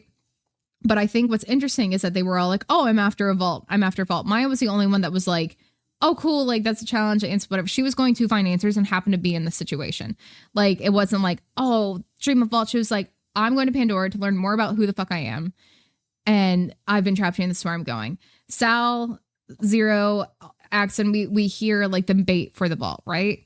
Because Jack puts out those things with Angel. Angel comes in with Maya's info and they have the tape of her going like, this is where I'm going. And so that was interesting in that regard. I think why people subconsciously even feel like she's more rooted in that story and why we can have her participate in the bigger narrative, unlike the others who are just kind of like floating in the background, right? Nisha felt similar to me, where it was very much like she had a reason to be there. And so when she was there, she felt superior to everyone, and not in a way where Aurelia, which I love, I fucking love Aurelia, but she's very much like, oh, I'm rich and better than everyone else. Nisha was just like cool, this is fun. I don't give a shit. Can I kill stuff now? Like, it's fine. Yeah. And so she had the I'm having a fun. blast. Yeah. She had the fun looter shooter, I want to go do stuff vibe of it. She had a really interesting skill tree that could vary a lot and have a good melee build or auto build or gunzerking build or whatever you really want to look at there. But she behaved so unique in the story compared to the others where it was, you know, very self-interest first and in a different way than just going to the vault. It was literally for the sake of doing it. Like, she wanted to fuck Jack, and that is why she was there.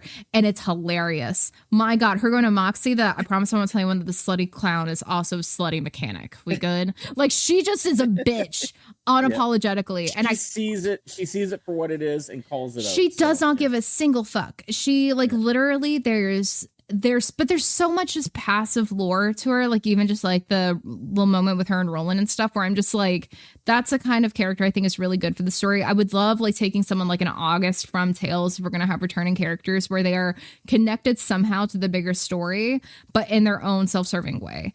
And so it's like, yeah, we have this antagonist going, whatever. But like the moment you get into like a holier thou thing, like TBS is the only one that I think could pull it off, where you had the Vault Hunters at that point be like, okay, this is crazy, I'm out now. Yeah. But then they all came back for Claptastic. And so how do you reconcile that? 2, we don't have that because we have Jack wanting to have us live. He put us in this situation. 3, it's like, Lilith doesn't know what the COV is. Are you kidding me? Like, yes, you do. You would know what the COV is at this point. You've made this where there's 6 galaxies. This is a whole thing. Like, you know who the fucking Calypsos are, and you got fucking yeeted. Like, it makes no sense. And so I'm like, you have to blend. I don't remember the original question at this point, but I'm like, I would love a Vault Hunter that has the chaos of. There was a shit post about TPS that stuck with me forever. And so like, it feels like he went on Craigslist and just hired the first 4 people. And that's what TPS is. And I love it. And that's exactly it. He went to general casting and just said, okay, you, and you. Okay, yeah. Let's go. Like, let's go. Like, sure. That sounds fine. Cool. Like when it's like, he'll be mostly like Angel's Alliance, like he'll be mostly a machine more than man about Wilhelm. And she's like, frankly, Angel, that just sounds freaking awesome. Like, it just does not. It's like, cool, sold. Let's go. Okay, let me flip it. Who do you not want to see in 4? Like returning character wise, like Vault Hunter wise, or still alive right now that we know of? I feel like I'm gonna get hate for it. I would love to not see Tina. I know, that's why I'm asking the question. I would love to not see Tina. I would fucking love to not see Tina. Really? Yeah. And I think part of it, honestly, is the Ava shit. Because here's the thing. I didn't give a fuck about Ava either way. She was just kind of there. And then when everyone was like, I absolutely hate her, I'm like, this is absurd. I'm now protective of this child that I didn't really care about. And I think there's a lot to unpack here that we don't necessarily have to do on here. But Tina, when she was introduced, had fucking nothing. She had a few lines. She was written in a way that they've tried to unwrite and apologize for a little bit. And up until her DLC, she didn't have much of a character. Do you not see her? I see this, whereas originally Claptrap was the icon of the series. I feel like Tiny Tina has become the icon. He is kind of shadowed. It has become or what I guess. It has shadowed the. He's a mascot now instead of like mascot. That there was like a face for the series now that I feel like that Tiny Tina kind of is now. But Tina now has her own franchise. Is the thing. She has her own franchise now with Wonderlands, and like. Have you played poker with Tiny Tina? Like I have way back then. I do have poker night too. Okay. But here's my thing. People want to talk about if they kept Ava's deleted scene in, like you said earlier, but they cite Tina's deleted scene, right? People have such a boner for her and too in a very creepy way for me. But then it's also just like, she was fun, she was different, she was a product of her time. Like, I love it, but people hated her largely in 3 when she had the exact same amount of screen time, if not more, because she has a whole little sub thing and go. But loved her in Dragon's Keep, where she's still a child. Yeah, and she's barely still a great. And she's not openly queer. I feel like there are layers to unpack here that I'm like, you think it's expanded more so? I think people want to fuck child Tina and they don't like that she's a queer adult now. I think it's weird, okay. and I was thinking more just passionate than. No, passionate. listen, people, it's a product of the time. People 10 years, like playing it 10 years ago, they loved it. It was cool. It was funny, explosive, haha, the little thing. I'm like, she's still a fucking annoying 13-year-old, like going around doing stuff. And I know her age different, whatever. It's the same thing. She's in it way less with less of a character. And people are like, Tina was good. And I'm like, Tina had nothing in the original too. That she literally had nothing. And if you're going to bring up the deleted line of her finding out about Roland, there's one line that's deleted. That's not even in the game. You have to go in the game files. So if we're talking about like what's actually in canon, we have her written in a way that literally Birch had to come out and apologize and correct. And so then expanded. We're gonna get rid of. Right? You know, I don't want to get rid of her. I just no. People are always like, I would love to see her as a Vault Hunter. I'm like, no. And the thing is, you would like to see her more as the secondary character that you think that she should be, opposed to being. I don't want her centered on it unless it's in her franchise. Yeah. I wish they made adult Tina more of an entrance in Wonderlands for that, to expand that more. But I do think we can get so much Tina in such a fun way, because people most interact with Tina in that D&D like setting. And that is what they want from her. But Borderlands is no longer Borderlands when you make it only that. And so I wouldn't mind her coming back in DLCs. I want, like, clearly you have to mention her, you have to whatever. But at one point, is it fan service? And I'm just like, I don't want to spend a chunk of time, because people are going to turn on Tina as an adult and keep talking, glorifying her as a child. Or they're going to sit here and be like, oh, this is like she has her own franchise.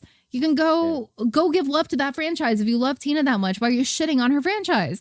Like, there's no happy medium there. And I would love to not see that. I would love to not see her for that. And also I'm tired of Mordecai, but that's fine. He can stay. I'm just tired of Mordecai, but I love Brick. I wish I know a few other fellow streamers are going to hate me for saying this, but there's two that I just don't care. And they're mains. I cannot stand Lilith, and I really cannot stand Tannis. One line from Tannis really pissed me off, because I like bacon, and that was it. I was just so bitter from that moment on. Hi, buddy. Did you want to be a part of it? To me. Literally. Okay. So my thing with Lilith, it goes back to fucking everyone getting mad at Ava blaming Lilith for Maya's death, right? One, Maya was going to die regardless. That was it. Full stop. Writers have confirmed this. She's going to die. Two, no one blames Lilith for Roland's death for doing the exact same fucking thing. Literally. Is she dead though? Lilith's not dead. No, they confirmed that in the director's cut. Like, she's not dead. I think she is. Some people thought she was dead. I'm like, they've confirmed she's not dead in canon. Yeah. They're searching. Borderlands 4 is going to be the search for Spock. I've said this over and over. It's literally going to be like getting Lilith. And the thing is, we're going to have Tannis, we're going to have all that, and it's going to be fine. But like, I don't think it's remotely going to center around like, we're going to go back to these playable characters. I think what would be interesting about Ava is we're getting a new way to play with phase lock. And that's the whole thing that the 3 Wonderlands really expand on, is being able to tap in your special skill in different ways. And I feel like no two sirens would wield power the same at that point. And so you would get to expand on a familiar mechanic that allows a lot of difference. However, I say this as a thought lock bitch, and everyone looks at me like I'm crazy. So is that. I feel kind of guilty now, because you've explained thoroughly and concise. There's a concise method to your reasoning. I cannot sit there and like somebody that took Sanctuary in 2 and teleported it and left me there to drive away. And then in 3, her and Tannis take the damn key over in the mines, and they teleport, and I have to drive over to Ellie. And I'm thinking, if you can bring a whole damn Sanctuary, why can't you bring my fat ass over to literally basically 3 football fields over? I'm thinking mine is so petty because I'm just lazy and I don't want to drive. Listen, half the reason I hate Mordecai, it's not his character, it's fucking Bloodwing. And then the fact that I constantly have to like run up to move the shit. It's a cost of that. I was there for that. I know. I felt for you. I actually shedded a few tears when you were. Which time, Jesus Christ, that bird bullies me. Okay, let's do some breathing exercises right now. So this was perfect. Look, up until this point, this is going perfect. I asked you the questions and you answer them because you know more than I do. You know I have bad memory. I have ADHD, bitch. I do too. Let's go. I'm just not diagnosed. That's all. Exactly. No, I have family that Alzheimer's, dementia type thing, and I know it's starting to kick in now at my age. Things are just not there. So when people ask me questions, and then I'm like, I don't remember. Same. So, okay, what's the question? What like how Borderlands keeps people coming back for certain things. What game, franchise, something do you really connect with, like the lore? Just scratch something in your brain that nothing else does, where it's like gameplay. Is it a farm? Is it the atmosphere that you keep going back to or would love to keep going back to? I'm when I play I play games to take myself out of reality and into fantasy. So it mirrors the opposite of, like we were talking about earlier, where we are expected to be a certain type of thing. We grow up, our peers say you got to be a certain way and you got to go to school and you got to get a job. And I did all that stuff, and I pushed video games aside, and I missed that fantasy realm of me just wanting to do something to blow steam off. Yeah. So a lot of the games that I played, even though a lot of them have great stories in that, I never played them for the story. I played them to try to break them. Yeah. So the sandbox series were always something that I always, once GTA 3 hit in 99, 2000, 2001, somewhere in there. One of the two, yeah. Yeah. That game was the first one. When Rockstar rolled that out, I was like, oh, this is exactly what I want. I'm so excited for 6. I'm so excited for GTA 6. Yeah. It's loose, but the character doesn't talk in 3. I love it because I'm now that character. I can, in my head, because I'm always talking in my head, I can now play this character. Whereas a lot of times in games, there's a lot of narrative. So there's a lot of fill in the blank there. And then they cut it off so you can fill those extra gaps. Yeah. In games where it's just they're not putting you in a maze and saying you just got to go from point A to point B and you got to follow the maze to get to the end, and then you won. Yeah. GTA series for me was always one of those series where, as they expanded and 4, we had Nico Bellic, which now all of a sudden was that, okay, we're starting to understand the struggle of him coming to the States, pseudo New York, and having to deal with that. I took my mind out of that and said, I'm still playing this character and I'm still playing the game and the story, but I just want to play the game to try and break it or try and do something that wasn't involved in that wasn't supposed to be part of the game. So GTA series, the Far Cry series, I've gone back into Assassin's Creed, and that's kind of you've been doing that lately. I'm landing back in. I played it in 2007 when the original one came out, and I loved it. And I loved some of the historic lore. To me, is very fascinating because I find history it's fascinating. We tend to repeat it, and I love that there's a lot of parallels in games that kind of go, that happened like 500 years ago, but guess what? Fooling us, it's still happening to this day. We haven't learned our lessons. We haven't grown as a group, right? So I kind of playing backwards the games. I'm playing Valhalla right now, but I should have gone back and played some of the other games, Black Flag, and then leading up into Origins and Odyssey and stuff like that. So for me, if I had to pick one that really is just like, wow, it's kind of like, besides Borderlands has been my game for the last 5 years. Yeah. And it's been my game where I played with friends, ever since the first one came out. When was that? I don't know, 12 years. I don't know how long ago. It was 2009 it came out, yeah. Was it? Yeah. So I would say Grand Theft Auto 3, Vice City, because of the music. Vice City does have great music. The music, you just San Andreas because hits, yeah. San Andreas was awesome to try and break the game and just, you want to go to San Fierro, but you haven't finished the story enough to open up San Fierro. Well, I'm just going to go cross over that bridge and see how far I can go on 5 stars before they take me down. I just wanted to play games that took me out of reality and got my mind off that stuff. So, I would probably lean towards Grand Theft Auto. 6 is, I'm hoping by this time next year we're playing 6. I really want 6 because 5 is a lot. Ironically, how I talk about 3 a lot. 5 is too intimidating now to get into because it's like people have been doing it for so long in such an online space and stuff like that. Like I'm like, it's the wrong time for my brain. Same with Destiny. Like it's just so, any kind of online service that's been around for that long in that specific game. I'm like, I want 6. I'm going to start fresh. Yeah. I'm going to go back in there. And like the story of 5, like great, but GTA RP. You and I, we can do that. We can do it. Let's go. Let's go. It'll be fun. It's fun watching other people just play something for the sake. Again, it's not. I believe Rockstar did not expect the community to adapt it the way it did. Yeah. And I love that, because that is the transformation of what the creative aspect, the mind saying, well, I know you want me to do the missions. I just want to bartend. And that's all I want to do. I want to be a police officer and just catch all the speeders going down the highway. I love that kind of stuff. Speaking in the GTA vein, what year was it? God, did you ever play Simpsons Hit and Run? I think there was a demo I think I played. I still play that game. When I whip out my PlayStation, it is like the Simpsons version of GTA. It's GTA meets Crazy Taxi. Yeah, a little bit. Yeah. But it's literally, it's like a Simpsons and nuclear plants doing shit, like whatever, you gotta whatever, but it's the same vibe, like the same like little icon in the corner. My God, played the shit out of that game. Still love it. That was 2003 apparently. I was trying to look up the time. I was like, because it was right around the time that GTA started having a bigger online scene outside of the like little niche of already sandbox. Like it was like just getting in the conversation for, because I played a ton of like SSX and, you know, Eco and like all this stuff where I was just very much immersed in a different type of game. And then I was like, oh, like that's I think 3 was the first one I remember. I think we had 2, but 3 was the first one I actually remember playing, and then kind of like bounced around there. I remember so little about 1. I went back and played 1. I remember like fucking nothing.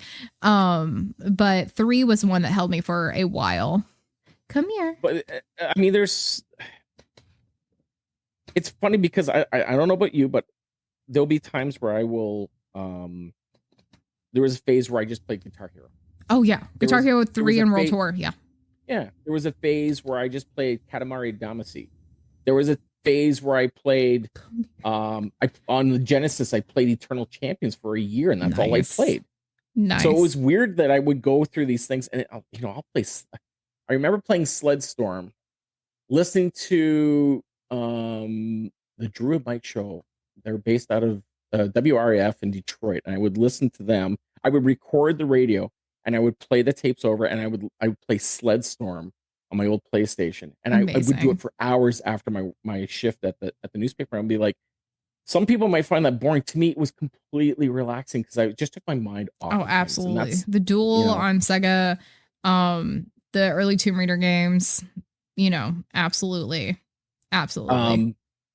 Legacy of Kain, Soul Reaver. Have you ever played Cyberpunk? I have it. I have 2 copies, one on my Xbox, and I just recently bought the one on PC. I've told people I've played 45 hours. 90% of the 45 hours was just character creation because it's overwhelming. I want this tattoo. No, I want this tattoo. I'm indecisive. It's overwhelming. I don't know what to do.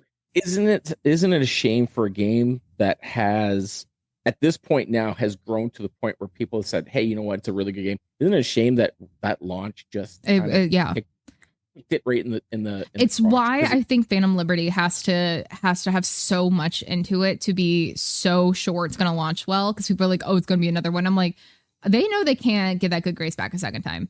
I think there's no way that they're prepared to release a DLC that is going to need, it will probably need a day 1 patch. People are going to bitch about it, but like that's the environment that we live in nowadays. Exactly.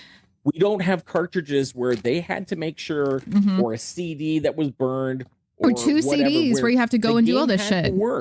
The game had to work when they launched the game, and you were buying that physical copy. It had to work. Now, with everything being digitized, we can say, well, yeah, I'm buying the game, but we already know in the back of our heads, day 1, when I get home, I'm going to have to patch it. Walk away for an hour and go over, let it update. But also people aren't taking into account, especially when they're AAA games, like when you have a release date, there are investors who are sitting on this, right? Like you need the approval to push something. And so that's where crunch often comes in, and where the stuff where it's like, well, why don't you just delay a game or like whatever? I'm like, you get pissed when they do, but investors lose money when they do that. I've said this before and I'll say it again. Please don't, if somebody gets really emotional and they get heated, and I understand because we're passionate people. Yeah. Don't get mad at the developers 100% of the time.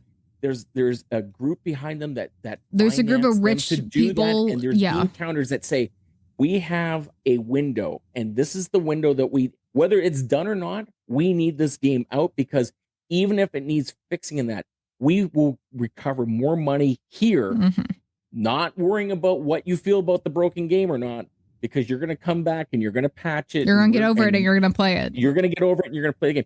People, I mean, we'll go back to Borderlands because look, we're a smaller community within the big group, but we're passionate. Yeah.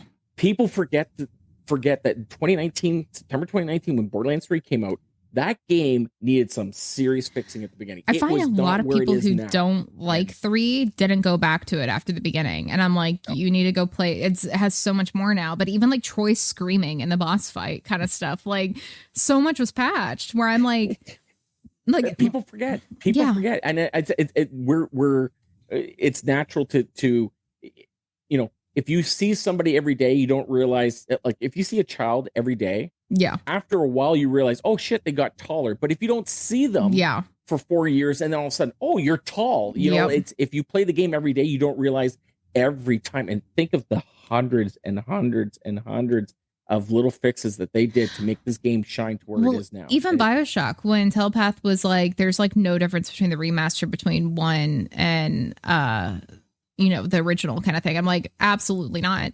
Absolutely. Go look at it again. And it's like the side-by-side video alone. It's like, oh, and I'm like, yeah, like it's been so like, this is someone you play for so long. That's like, that's what I remember from this thing. I'm like, no, it's not. The UI is different. Like it is a different game.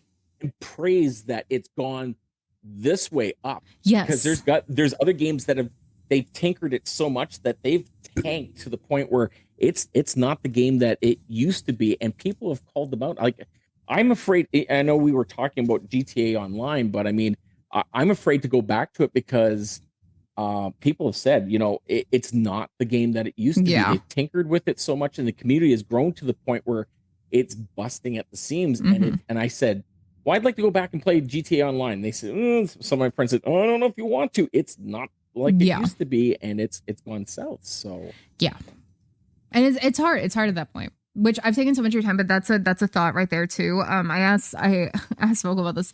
I know K6 yelled about this a little bit. What do you feel about a 2 remaster for Borderlands? Sure. That will pander to the people that still play Borderlands 2 passionately. I'm not one of those people. I go back to it because I mean I like certain things. Change it up, I mean, it would have to have so much wow factor for me to go back to it. Not playing Borderlands 3 or Wonderlands, if we're going to stay in that realm. That it's basically a brand new game in my opinion, unless it's like what kind of qualities of life are you going to bring to Borderlands 2 that's going to justify me going back? I think the concept is 2 and the 3 engine. So like the 3 changes all of that, but it's Borderlands 2. So they want my PC to scream as hard as it does. They want Claptrap to take 18 hours to cross that screen and, absolutely overheat. Why does that game run so high? I swear to God, when I talk, I don't understand. That is my benchmark more than anything else. So when I'm having 2 crash, like, have you looked at this stuff? I'm like, guys, this computer can run Cyberpunk fine. It can run literally all these other games totally fine. Overwatch fine.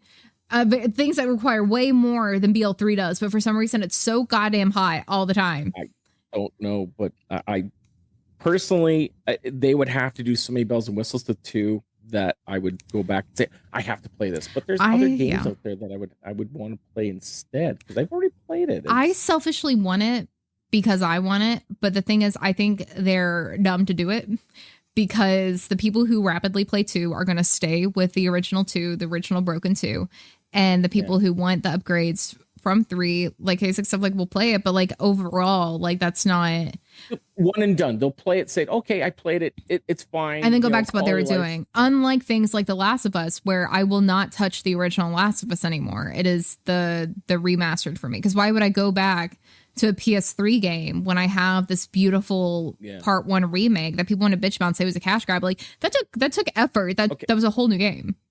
If you can promise me it's better than the 10-year anniversary of the Grand Theft Auto trilogy that they've tried to roll out, then yes, I would try it. But I tried the GTA trilogy and it was fun. It was comically fun because I had a bit of a blast kind of playing the goofiness of it. But again, it's like, do you want to go back to launch of Cyberpunk or do you want to do you want to,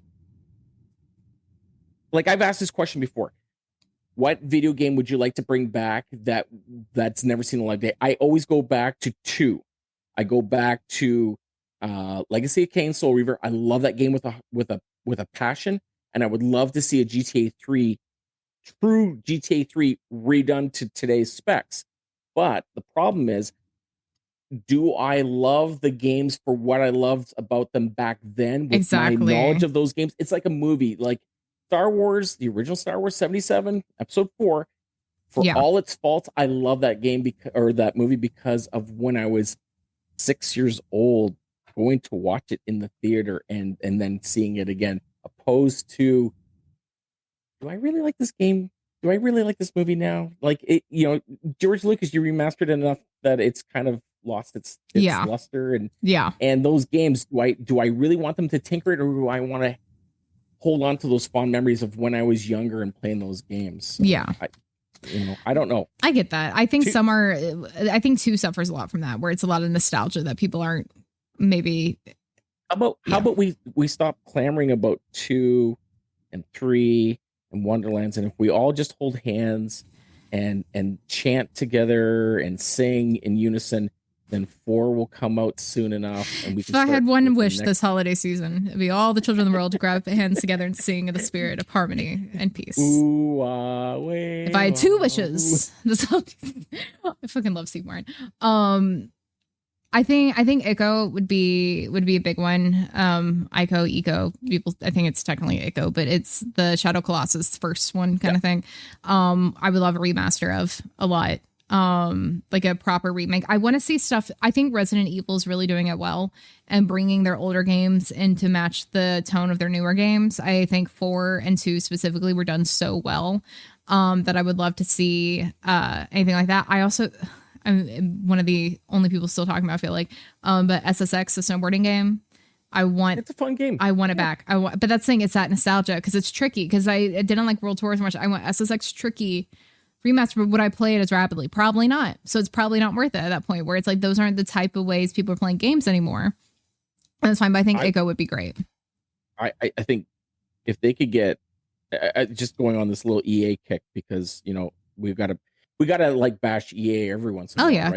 gotta hit them with something. We just make sure that they know that we're still around. Exactly. I would love NHL 94. Nice. Madden, give me Madden back. Give me Madden back, you cowards. Yeah, well, there's certain games there that I wish that I could play to the fandom that I had back then, but with today's standards, you know what I mean? And it's hard to kind of balance that. I am so bitter. And like now we could, because like the way rights are out there, but we so briefly had NCAA Madden like game, and then never fucking again. Let me play my Tennessee Volunteers. Let them win. Give me my boys. Let me do Peyton Manning in the heyday. Like, let's go. They can now, because now they have like paid. So, I mean, I want real name players. I want all the. Give me the Nike jump man on the uniforms. I don't care, because it's all sponsored anyhow. Give me. So they should be getting money. We're benefiting off their likeness. These are 18-year-olds we're screaming at with vitriol. Yep. Like, I'm just like, no, let them earn their money. They're carrying the university on their back. I'm a rabid college basketball football fan. Give me my NCAA Madden-esque games. So they basically just did Boggle with every name and then just threw it on the back of it. Literally. Oh, the good old days. Okay, I got one more question. Okay. And this one, I'm trying to wrap it up in one nice bow after this lovely talk this afternoon. And thank you for inviting me. By the way, oh my god, thank you for coming. I love it. I want to recap movies and video games as a whole, and I want to ask you.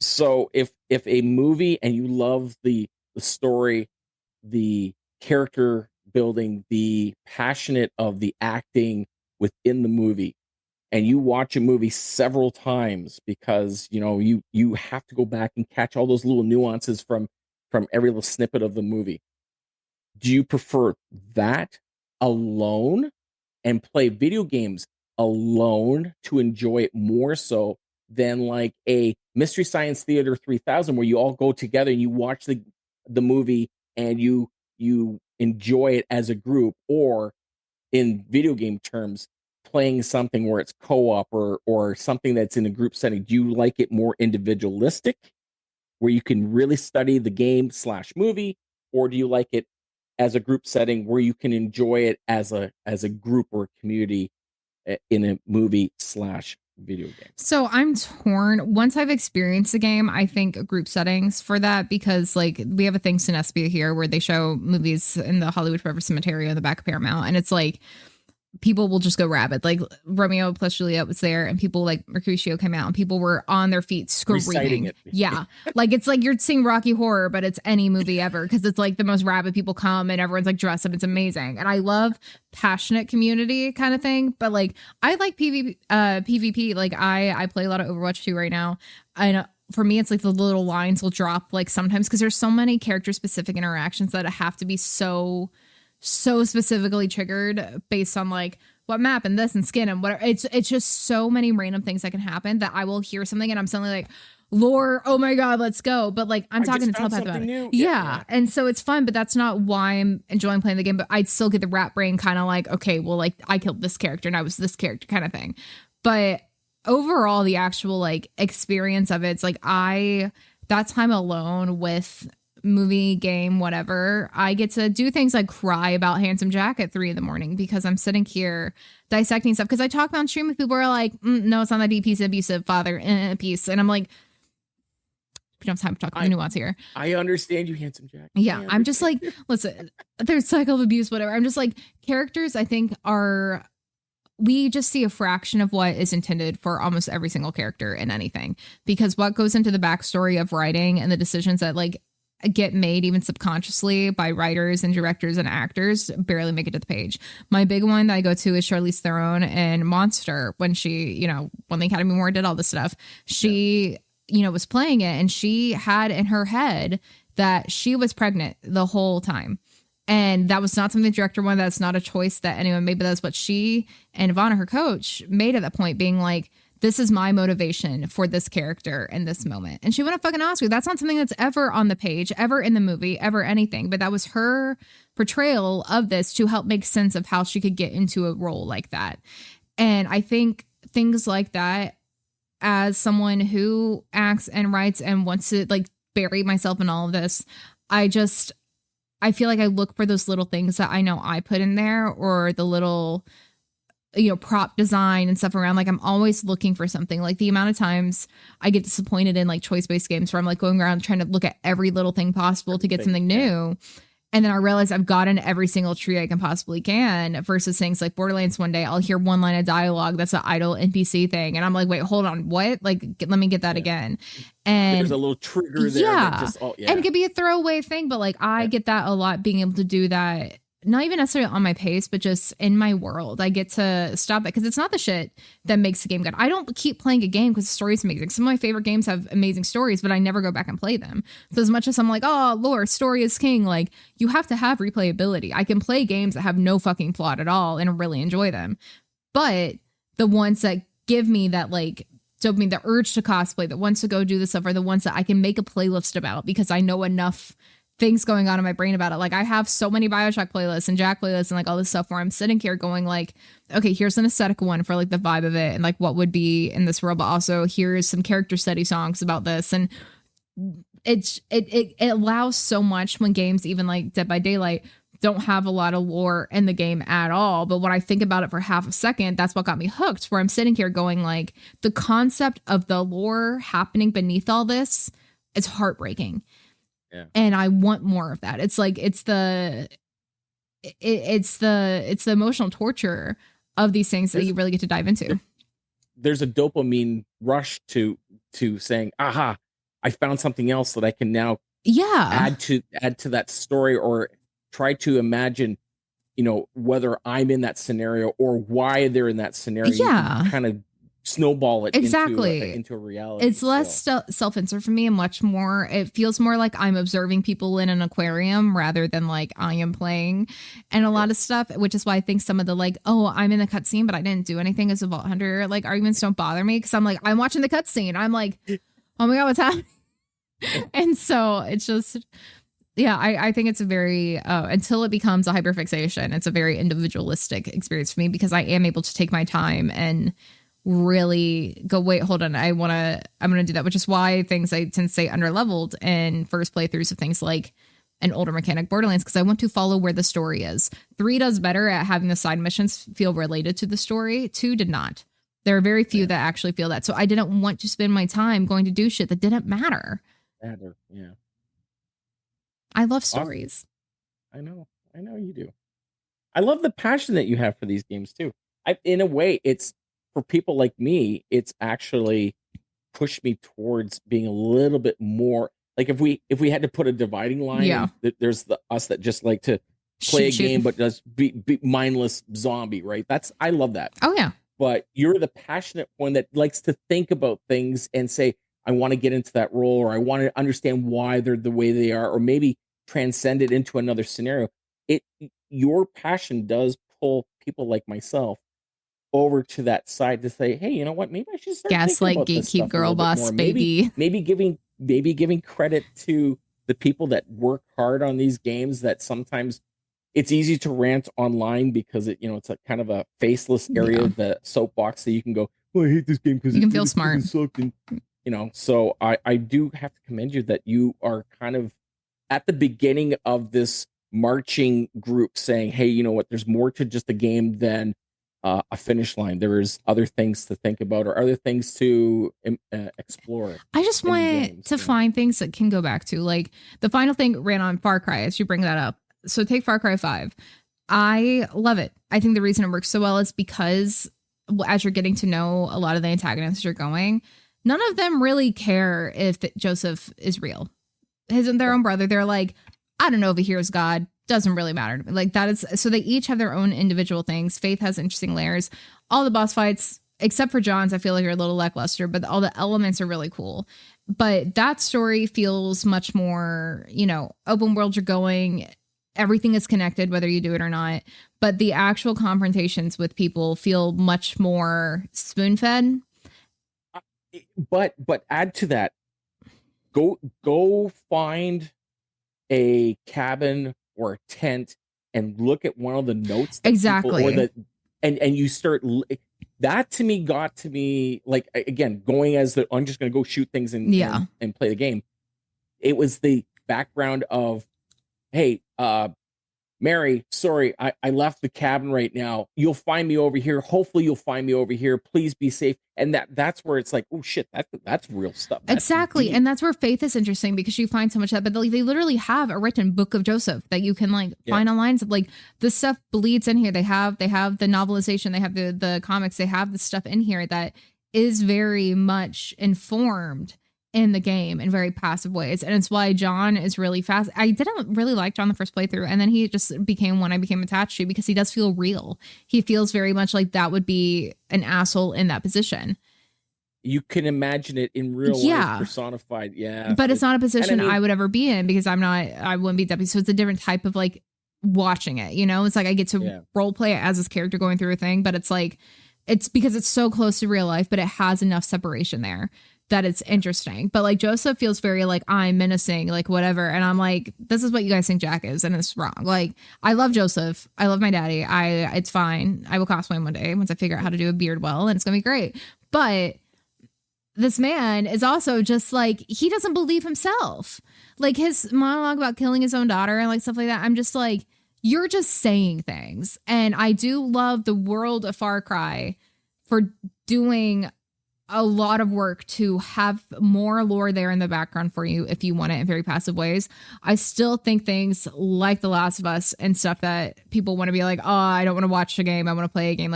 You're playing all of that game. There's 20 minutes of cutscene, and it's probably more, but it's a long game. All the stuff that comes from it is the atmosphere of it, the set design and the show, or then the art direction in the game, where it's these little things that really inform so much of it. that I think makes it so much fun. And I love seeing people do that with the show airing, where it's like they were able to be like, oh, like Flower, and like follow that. I'm like, games have that too. And so I just love, I'm passionate. I couldn't pretend to not be passionate about games. If I get remotely attached to something, that is where I'm at. But the concept that's like, there are some games I play just for like turn off brain, go do the thing. But if you can find a way to go back to your favorite game and keep finding more to go back for, why wouldn't you? And so, I mean, all it takes for okay, so anybody that's listening, all it takes for Speaking Lion, I will speak on behalf of Speaking Lion. All it takes is one picture, one frame picture with a scratched out face on it, and we're all trying to figure out who the heck is that in Borderlands 3. Or begging them not to tell us, forget it ever happened. Sam, do not bait this. K6, you two, you're responsible for this. Stop bringing it up. Stop trying to make fetch happen. Leave the man alone. This is to you, K6. I just opened a can. I cannot tell you the rage in my body. I respond anytime I see him tweet about it. I'm like, you will pay my therapy bills for this. Like, you specifically, stop it. Stop it. And what's Paskaroni doing? He's playing some more Grand Theft Auto, just trying to fly a blimp, not worrying about the world. And there comes Speaking Line going, what the heck is going on? I just don't want a fucking little like Skywalker. I don't leave it alone. I don't care what you're doing. I don't care how good it is. Leave it alone. Leave it alone. Do you know how long I'm still having to refute dumbasses being like Jack killed his wife? And I'm like, literally people still think these talking points from 10 years ago that he killed his wife and he's blaming it on Angel to hide the fact that he killed his wife because this one echo you find. I'm like, how can you be so confident in your wrong opinion? Don't give people more reason. We have one throwaway line in Tales where he's like, I got remarried. She left when I wouldn't kill Angel. She told me shut down. I said no, and she fucking dipped. Everyone has betrayed me. And people are like, oh, he killed his wife. And I'm like, but is that just a lie? Dun, dun, dun. I hate it here. Okay. We're fine. Blood pressure up. It's good. We were on such a soft little note, and now I'm screaming, Sam, please no. Hey, I got one more question because it was something I wrote it down. I wanted to ask you beforehand. Yes. Top 5 games go. No, fuck you. I know this. No, fuck you. No, I literally, my thing I was going to ask you, because it's like, well, I asked, not even, the question is, I literally asked this to the dude who like developed Tomb Raider, the reboots and shit. The thing, it's become a thing that I just like, this is a talking point we have. Best 5 games of all time, not even your favorites, not like whatever, but just overall best 5 games.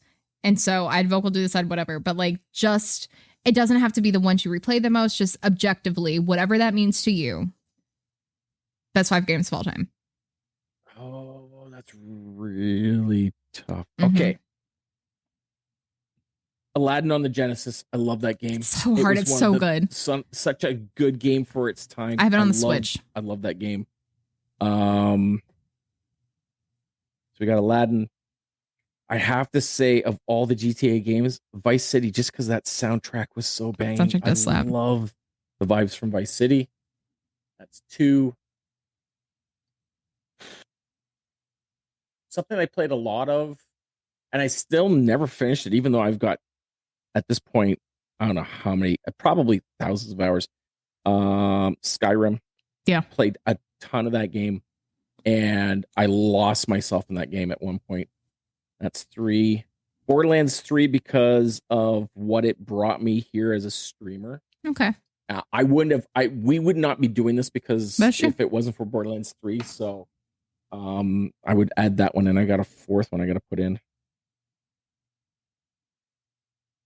One of the first games that ever kind of got me hooked, sitting at home back in the day in the early 80s was a little game called Adventure from Activision on the Atari 2600. I love that. And it was so primitive. But if we're going to go into this whole, I think a theme that we've been bouncing back and forth is that a lot of it has to do with our imagination or our concept of trying to add stuff, fill in the blanks, play scenarios off in our heads. The idea of having a little small arrow and a square. You are the square, the arrow is your sword, and you're going through these really archaic 8-bit maps trying to kill 3 dragons and get a key to unlock the castle is, to my mind, is the if you can get somebody to get hooked on a game based on that kind of primary video game, I think that, hats off to you. And that's what video games are all about. It's a jumping off point for your mind to go off into these little areas and enjoy life and take your mind off of real life stuff. There's stuff going on around us right now on this planet. Our planet never stops. It never sleeps. There's riots and earthquakes, and now Canada's covering the whole world in forest fires and stuff. There's tragedy, there's laughter, there's marriage, there's love, there's everything. And yet we have to sometimes stop, put our feet down on the ground and just play a game and just be ourselves for a little bit and just take our minds off of things. I think that's why, whether it's a book, listen to music, whatever, go touch the grass. Everyone wants to go touch grass. We like to play video games. Grass is overrated. I love my grass. I'm going to the way I want to go out. This sounds okay. I'm going to go morbid for a second. The way I want to go out, I want to cut my grass. When I know it's my time, I'm going to cut my grass just before it's my time, and then on my freshly manicured grass, I'm going to lie down and I'm just going to close my eyes, and I'm at peace. That's it. Maybe hugging my controller in my hands, but it'll be my cut grass. So there we go. Five titles. Try to ask me what they were, and I already. No, I feel mine changed every time. I love that. I'm just thinking of the Carrie Fisher quote talking about when to go out. Drown in moonlight, strangle her own bra. My 5 I feel like changed a lot. Pac-Man I would put on there. The original Pac-Man, because it's just so ubiquitous and iconic and still weirdly addictive. And I know there's like a perfect way to play it, but bullshit, sometimes joysticks are wrong. I get weirdly competitive at Pac-Man. I love it, and it's so pure, and I just iconic. Portal 2, absolutely perfect game. No notes, 0 notes at all. Fantastic game. Can replay it till I'm blue in the face. Absolutely love it. I think Telepath's brainwashing me. I think Cyberpunk would honestly go on there because I think there's just so much. It's so what I think people want. What people want all these big new Bethesda games to really be. Yeah. I think that's what Cyberpunk is, and I think eventually people will, move on from stuff that may be a while. But they slowly are. But I think Cyberpunk is great. Last of Us Part 1. I want to put Part 2 just because, but Part 1 is one of those things I say all the time, just Men in Black myself and experience for the first time again. Borderlands 2 I want to replay for the second time for the first time again, but Last of Us is truly a masterpiece. I think I would put on one of the best ever made. And I have no idea. That's at 3? Is that 3? That's 4. 3. Yeah.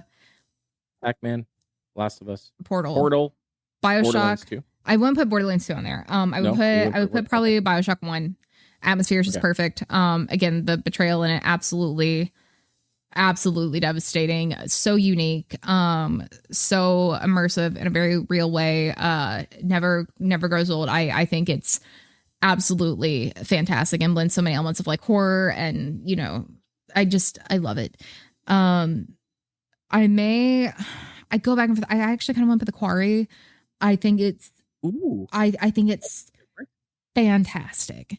As far as any choice-based game, horror game, survival game, I feel like it is both a love letter to the genre of horror and also just impeccable. Like it is so well done.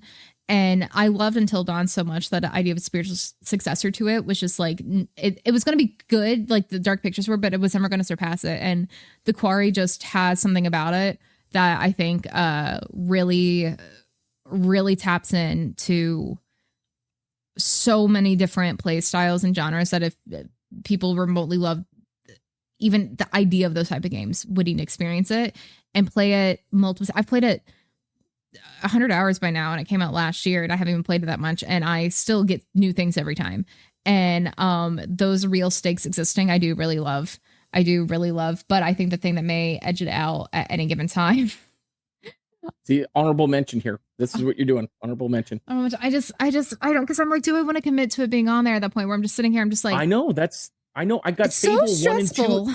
Fable 1 and 2, and I haven't put those on there yet. Well, I literally want to put like Sims 2, Sims 3 on there because it was so revolutionary for what it was and stuff like that. That it's just like really whatever. But I can't commit to it. I think Resident Evil 4, maybe 7. I go back and forth between 4 and 7. I think Resident Evil 4, kind of same thing, where it just completely redefined a lot of what that genre was and what it was doing, and stuck with people for a reason. And I think there's a reason that game has been remade, I think now 10, 11 times in different ways, where it's just people can't get enough of it. And I think it's for an absolute reason. So that would probably, I don't know, ask me again in a week and it's going to change. Oh, I know we never touched on like RPGs really, or that's the thing. There's just so many, so much that the moment I think about too long, it's going to be like, then what about this random indie game? Like, honestly, like put Phasmo on there for like what it did, but also don't put it on there. Like, it's just like best game ever. Like, what's the line here? And so it's like, if I just had to like give a box of games to people who didn't play games, be like, you need to experience these, put this in the time capsule, go. That's what I would probably say. So what we'll do is, like, we will meet in a few months and we'll sit down with a couple drinky poos and we're just going to like go top 100 and we're just going to listen. Exactly. Perfect. Thank you so much for coming. Thank you for having me. This was a lot of fun. Oh my God. I mean, always, literally anytime. You're one of my favorites. You got to edit this. I mean, I don't, so I'm like, you get to show up, have some drinks, have some laughs. I get to go see Come out to the coast, have a few drinks, have a few laughs. It's fine. Best Christmas movie out there. One of the best Christmas movies out there. I put it number two. Which? The Ref. The Ref is number 1. The Ref is your favorite? It is my goddamn favorite Christmas movie. Oh, wow. Do you believe in former lives and stuff like that? Absolutely. Okay. What were you when you're in a former life? This is a bonus for everybody that's listening, by the way. Well, when I was little, I wanted to grow up to be a flower, so I feel like there's something there. I really wanted to grow up to be a flower. What kind of flower were you? I don't know. Someone in chat, people started drawing me as flowers, and someone made a dandelion, which was so cute and punny. It's so pretty, and I love it. I love it so much. That's our show. Thank you everyone for listening and hanging with us on this episode of DLC Required. Be sure to follow Paskaroni on all of his socials, Twitch, TikTok, Twitter, you name it. He's there. Go find him. Go send him bacon or pictures of bacon. And I don't mean that in a weird euphemism. I don't want to know what that. We don't need to go there. I'm Speaking Lion. As always, we will see you next time on DLC Required.